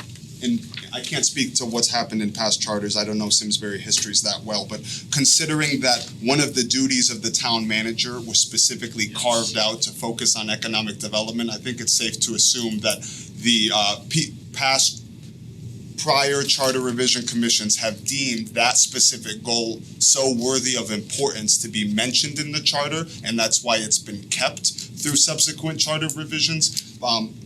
I cannot speak to the history of Simsbury regarding changing their charters. Bob could give a better input than me, but just like these commissions that are stated out, there has to do something with tradition or history. All of these commissions at some point were mentioned here explicitly for a reason that maybe we don't have today, but at some point there was importance enough to include them in Simsbury's founding document. That's why I believe EDC is mentioned and all these other boards and commissions. But I agree with you on that. I do. But we've been asked to take a look at this and review and see if this needs to be still the case. Right. This is our chance to review it. So I think there's a couple different layers to I'll this. throw it out there. I don't think they should be. I don't think they should be either. I'll fall on the grenade. I mean, we got the town manager, as Franklin just said. We've got Main Street. I don't know. These people have not seemed to have met. I don't know. Nobody's. And Paul, back me up. We asked the same question when we did the last charter revision. It feels like it's time. It's just time. Franklin, I don't have your chart in front of me. I'd have to go out on my computer and get it. How many times did economic development meet in the last They year? met 10 times. they met 10, and just point of clarification, there was, since COVID, there was difficulty in reinstituting this commission due to membership or various other reasons, and they just recently in 2024 achieved full membership. In 2024, yes, they achieved full membership, but then they subsequently lost a member. So that's just the history on EDC. And how many members do they have? They have 6 right now with the lost member. It would be a full board with 7. But that's based on ordinance, not charter. Correct. Okay. So you can do this outside of the charter. yes, 100%. So let's back up a second though. We don't have an economic development staff member, correct? No, but we have an MOU with Simsbury Main Street Partnership doing what an economic development manager would do for the town. Okay, so but Main Street isn't under the Economic Development Commission, or are they? No, They're not related. they're parallel. Yeah, correct. And there's a lot of duplication of efforts because there is no budget for the EDC. And they don't have the authority to do They have no anything. authority, and they don't have volunteers that can have the bandwidth to do anything. I wouldn't say that. I was on it for 6 years, and I brought up a lot of things, and I was just told, no, we're not doing that. So that's I'm what like, they well, what are we here for? So that's why you They do use nothing, numbers. okay. Well, But- and the thing We're is, not allowed, the they current we're not board, allowed to do economic development. well, the current board, I have been to several of these meetings, the current board, I can't talk before that. Yeah. They're like, no, we don't have time for that. I just wanted to mention the cyclical version of this argument that that it is chastising the board for not having the power abilities when the powers and abilities aren't currently stipulated is a cyclical argument because we're referencing that the EDC that a board and commission doesn't have any powers or aren't instituting any duties when the language looked at the authority creating them doesn't outline it. I believe that is a unfair critique of a board and commission. Let's just go back to high level. Let's get off the EDC conversation for a moment, okay? Is there a reason why, and I'm trying to draw a parallel to how our federal government works, good or bad, when the President of the United States gets in office, they appoint people that are consistent with their whatever objectives, okay? Why are our appointed boards and commissions run either 2 to 6 years? Shouldn't we give the ability to the Board of Selectmen in their 4 years to appoint the commissioners in accordance with how we determine our recommendations are, party affiliation, numbers, all that, the same term as them? Maybe it'd be helpful if we run through the list and I'll tell you what has to stay. What has to stay? Okay. Okay, the first one is section 605. Oh. It's Conservation Commission, Inland Wetlands and Watercourses Agency. 604 is the first one. No, he's talking about what has to stay. I'm sorry, I apologize. I thought we didn't. What you can eliminate. Can't eliminate. That's the Inland Wetlands Estate. State. It's delegated by the state. If you eliminate it, DEP is gonna run it for you and they don't want that. And so it has to be 7 members with 2 alternates, and they are for 4 years. We're gonna have to look at that, but I think so. Okay. Housing authority, you have a housing authority, it owns property, you have to have a housing authority. Does it have to be 5 years? Yes, it does. Okay. Historic District Commission, you have a historic district, you have to have a historic district. WPCA, got a whole big plant down there, it sends out bills and it's got a whole sewer system. We haven't gotten there. Oh, 607, you don't have to have an aging disability. Yes. But you're These are telling us just what the we have ones to you have. have to have. So we should have a WPCA. You have to have it because it's, they own the plant, Somebody's they gotta own the run whole it. system, somebody's gotta manage it. And that has to be 7 members. I'm not sold on that. We'll have to check that because I've always taken the position that because you've created it in the charter, you can set your own number in terms. Right. If you didn't, then you default to the statute. But there has to be a WPCA. There has Because this doesn't reference a state statute, but you're saying because we own the building and we run the plant, we have to have It it. says all the powers and duties Right. of such authorities under chapter 103 of the general statutes. I agree. And if it wasn't there, the state would run it. No, the state would not run it. Oh. No. But, because we have a public works department, it doesn't have a board, so why couldn't the water pollution Well, the authority? Water Pollution Control Authority has the power to levy Our tax. fees and Okay. rates and heavy duty Okay. stuff. The bill we got in the mail last week. Public Building Committee, section 10-291 of general statutes, it relates to school building projects. If you're gonna do a school building project, you have to have a public building committee. Building Code Board of Appeals, you have to have one. Board of Ethics, because there's an ethics code, you have to have, Yep. you don't have to, but We don't meet unless there's an issue, right? Right. Police Commission, you don't have to have a police commission. Really? No. And then Open Space Committee, Design Review Committee, you don't have to have those. Right. Okay, so can you verify for the ones that we have to have? We will go through and we will To make sure verify. that the numbers and the lengths. I'm certain about Housing Authority and I'm certain about Historic District Commission.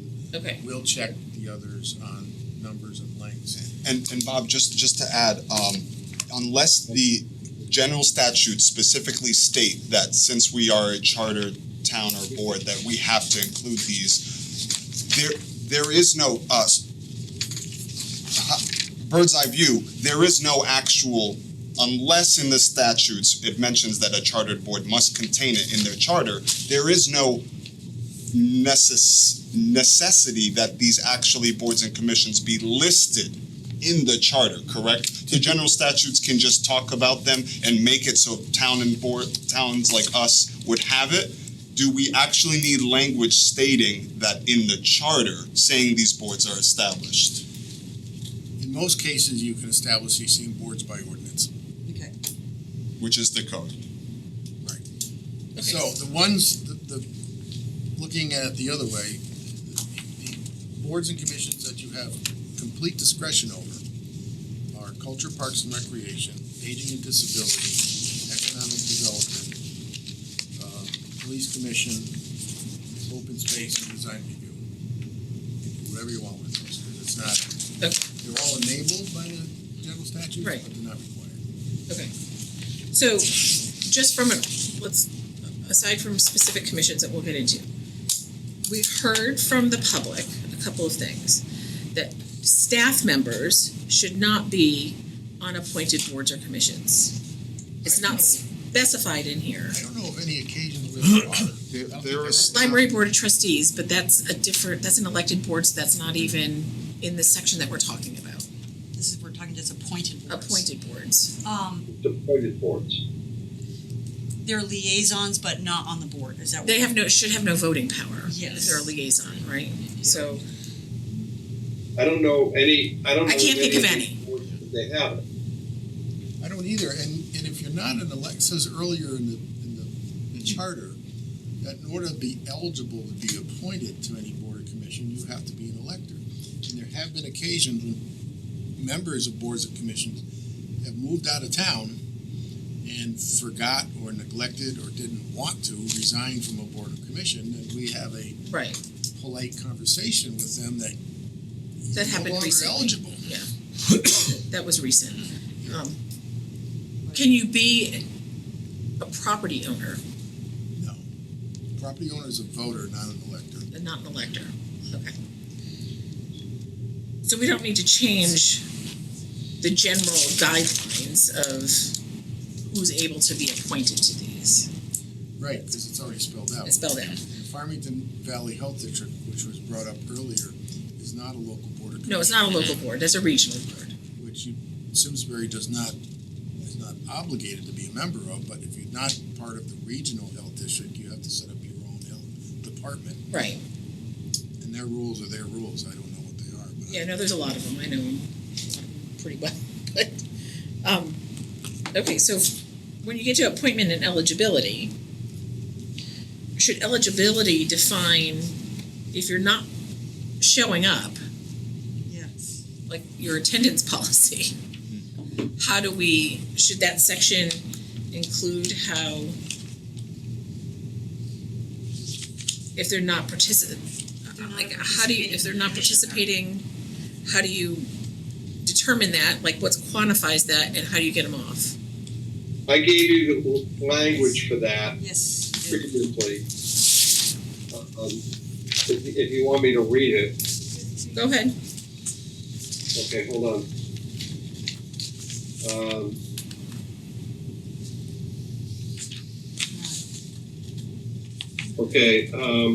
Removal. I added, this was in my May 6th memo. Appointee removal for non-attendance. Upon recommendation of the chair of any regular, appointed, or permanent board or commission, the Board of Selectmen, upon the affirmative vote of at least 4 members, may remove any regular or alternate member if such member is absent from 3 consecutive regularly scheduled meetings of such a board or commission, or from more than 40% of the regular and special meetings of such board or commission during the preceding 12 months. So the chair can recommend to the Board of Selectmen that a person should be removed Now, this is primarily for attendance, but the Board of Selectmen still has the ability to remove that person versus a chair saying, you're out of here. It's got to go to the Board of Selectmen. So that was in my memo to, sorry, it was April 28th I sent it regarding, because I was going to miss the May 6th meeting. Anybody have any comments about that? Is there any negative about having the Board of Selectmen involved? Just asking the question. Well, if there's an extenuating circumstance that, or maybe there's a personal beef that somebody has with somebody, then there's a fail-safe for the Board of Selectmen to say, no, they typically are a valuable contributor and we want them still on, or... Right. I'm just asking, is there a downside to not include the Board of Selectmen? I don't think there is, but I'm just asking the question. If you don't include the Board of Selectmen, you could have the chair of a board or commission basically veto the appointment authority of the Board of Selectmen. Right, you don't want to take that. Because remember, the Board of Selectmen appoints these people. Okay, right, okay.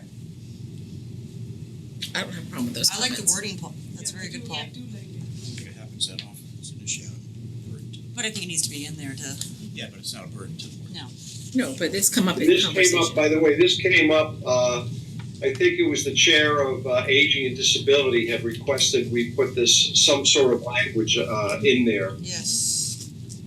I would like to just mention that adding this would actually satisfy one of the recommendations from the Board of Selectmen to your commission. 1E was consider amending the charter to require all boards and commissions operate under the uniform rules of procedure for removal of inactive members. So if you include language like this, that is one of their direct charges for you.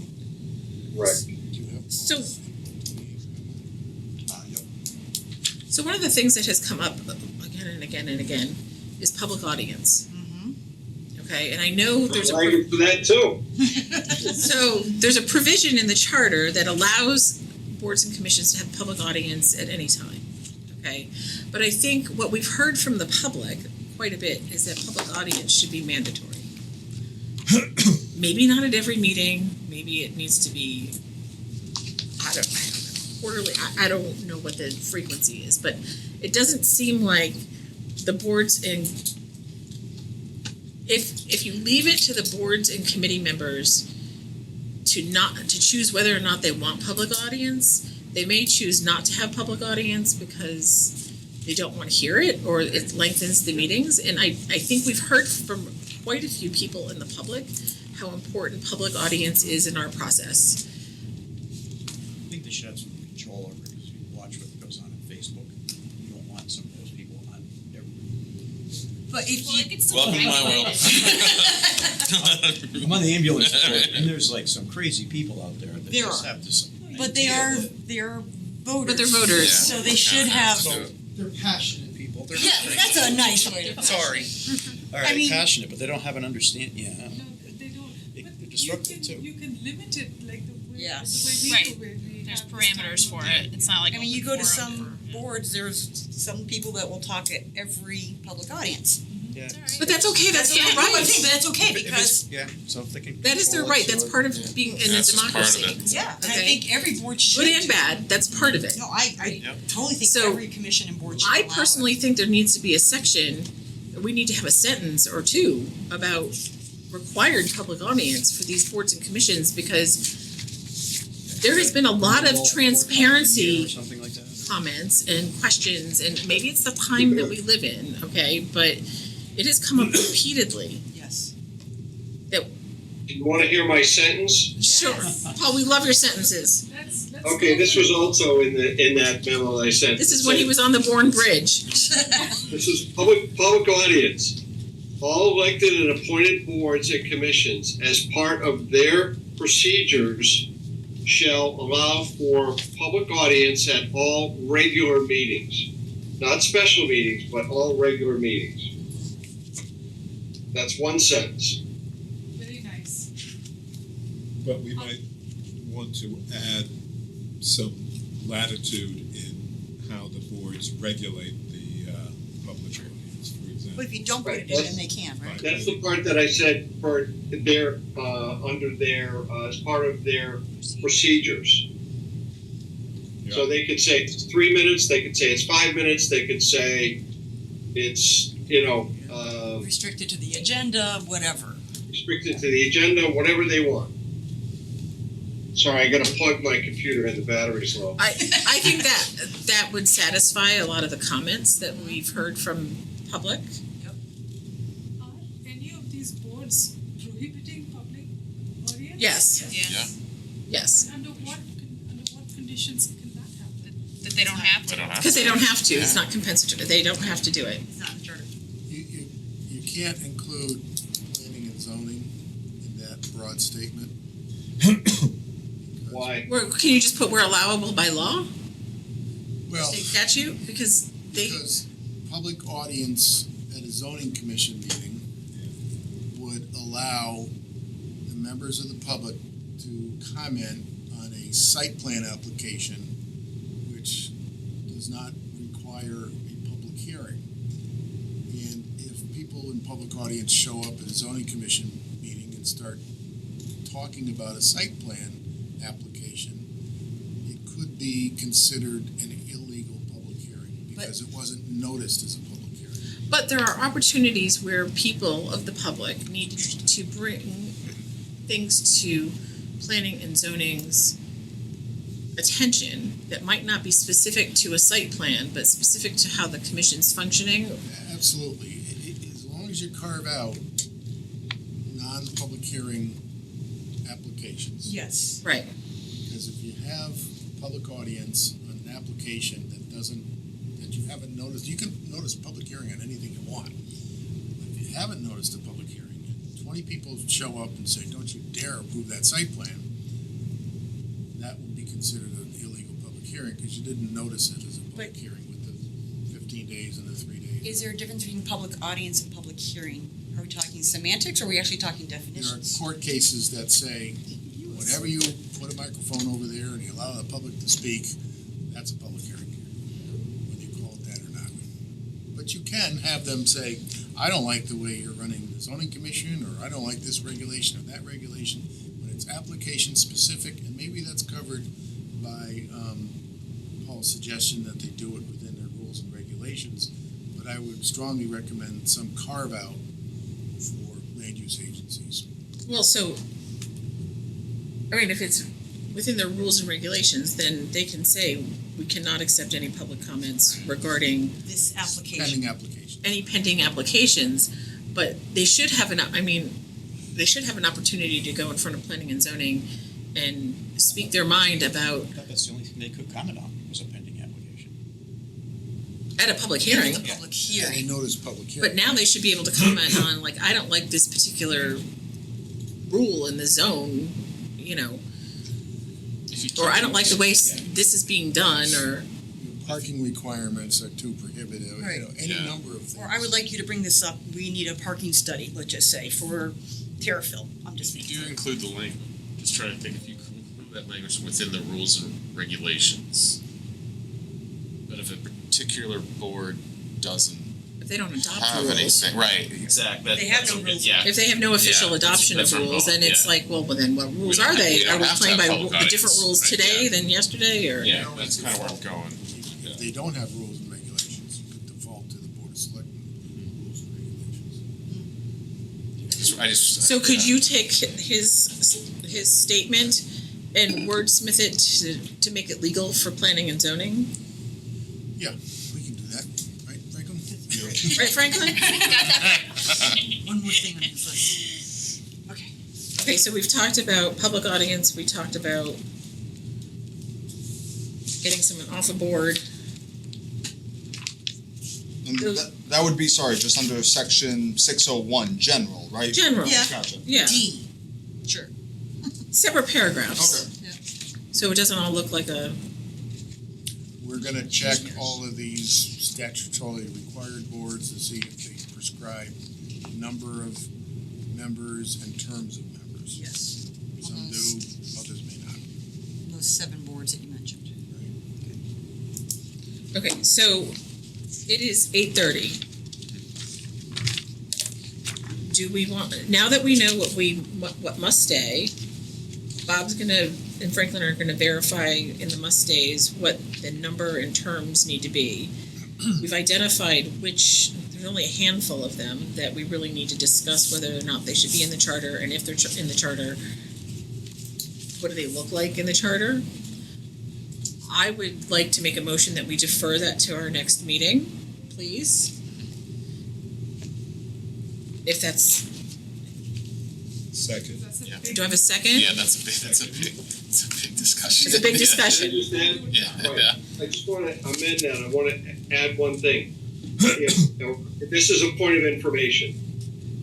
If they're no longer in the charter and they're under ordinance, are they subject to the every 2 years have to be renewed by the Board of Selectmen, or can they continue to have the terms that would be, 4 years or The 5 Board of years Selectmen or would have to whatever? determine what it is when they pass the ordinance.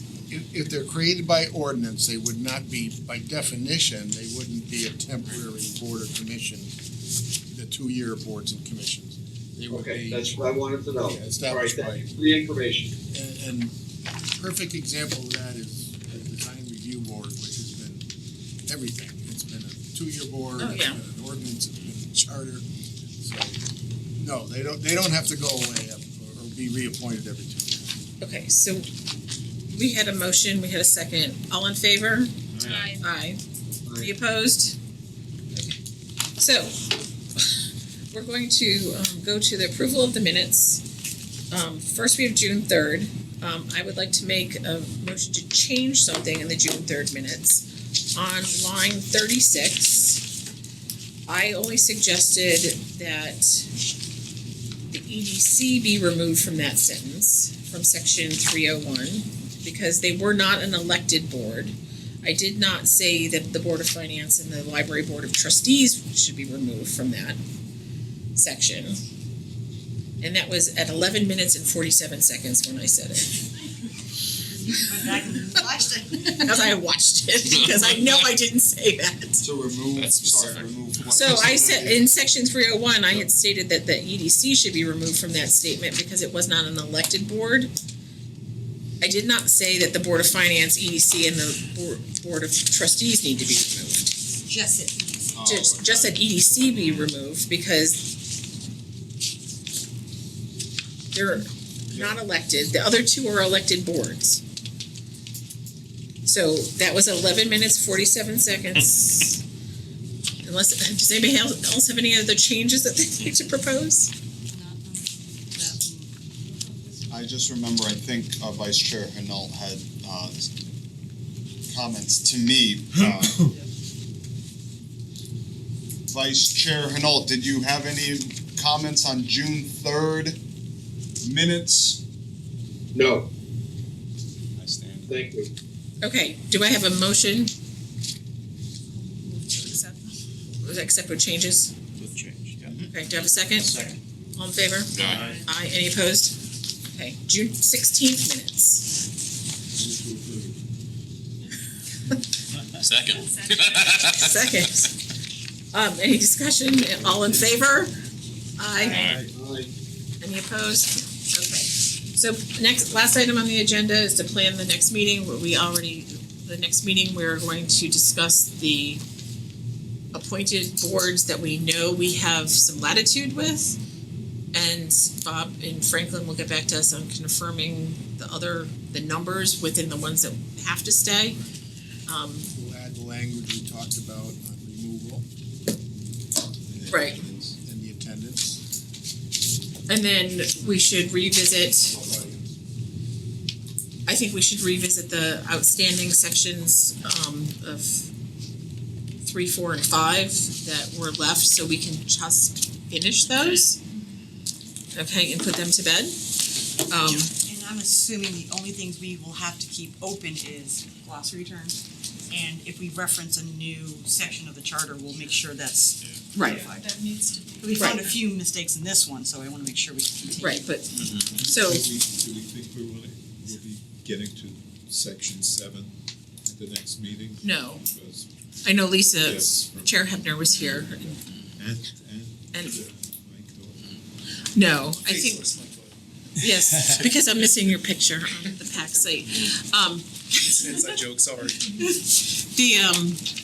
I would imagine, we're taking August off. So I would imagine that that gets revisited at our special meeting that was just noticed for September 10th? Is that the date? I think so. I'm gonna have major jet lag that day. Can I ask a question? Mhm. Since technically the Board of Selectmen wanted something in August, which I know is not going to happen, should we give them like an update on where? We did, we voted Oh, on that a okay. couple times ago. Oh, okay. Yep, and I wrote them a letter and they read the letter, it was in their agenda 2 meetings ago. I Oh, believe. great, okay, never mind. Any thought of putting chapters 1 and 2 on the agenda just to confirm that you're not making any changes? And Yeah, we can do that because then there's really no changes that we've seen in. because then Franklin and I can work on the working draft of the revised charter and we can go all the way through. Looks like we're making some Right. progress. The only other thing I'd like to add to the next meeting is Chair Hebner, our Board of Finance, has requested for all boards and commissions for the annual report information. So I will prepare something with Franklin for us to review at our next meeting for submission to the annual report. To make that agenda item, talk. Yeah, but I'll yeah, and I can write it up. I just want to be cognizant of the request from the Board of Finance. Do I have a motion? Move to adjourn. Do I have a second? All in favor?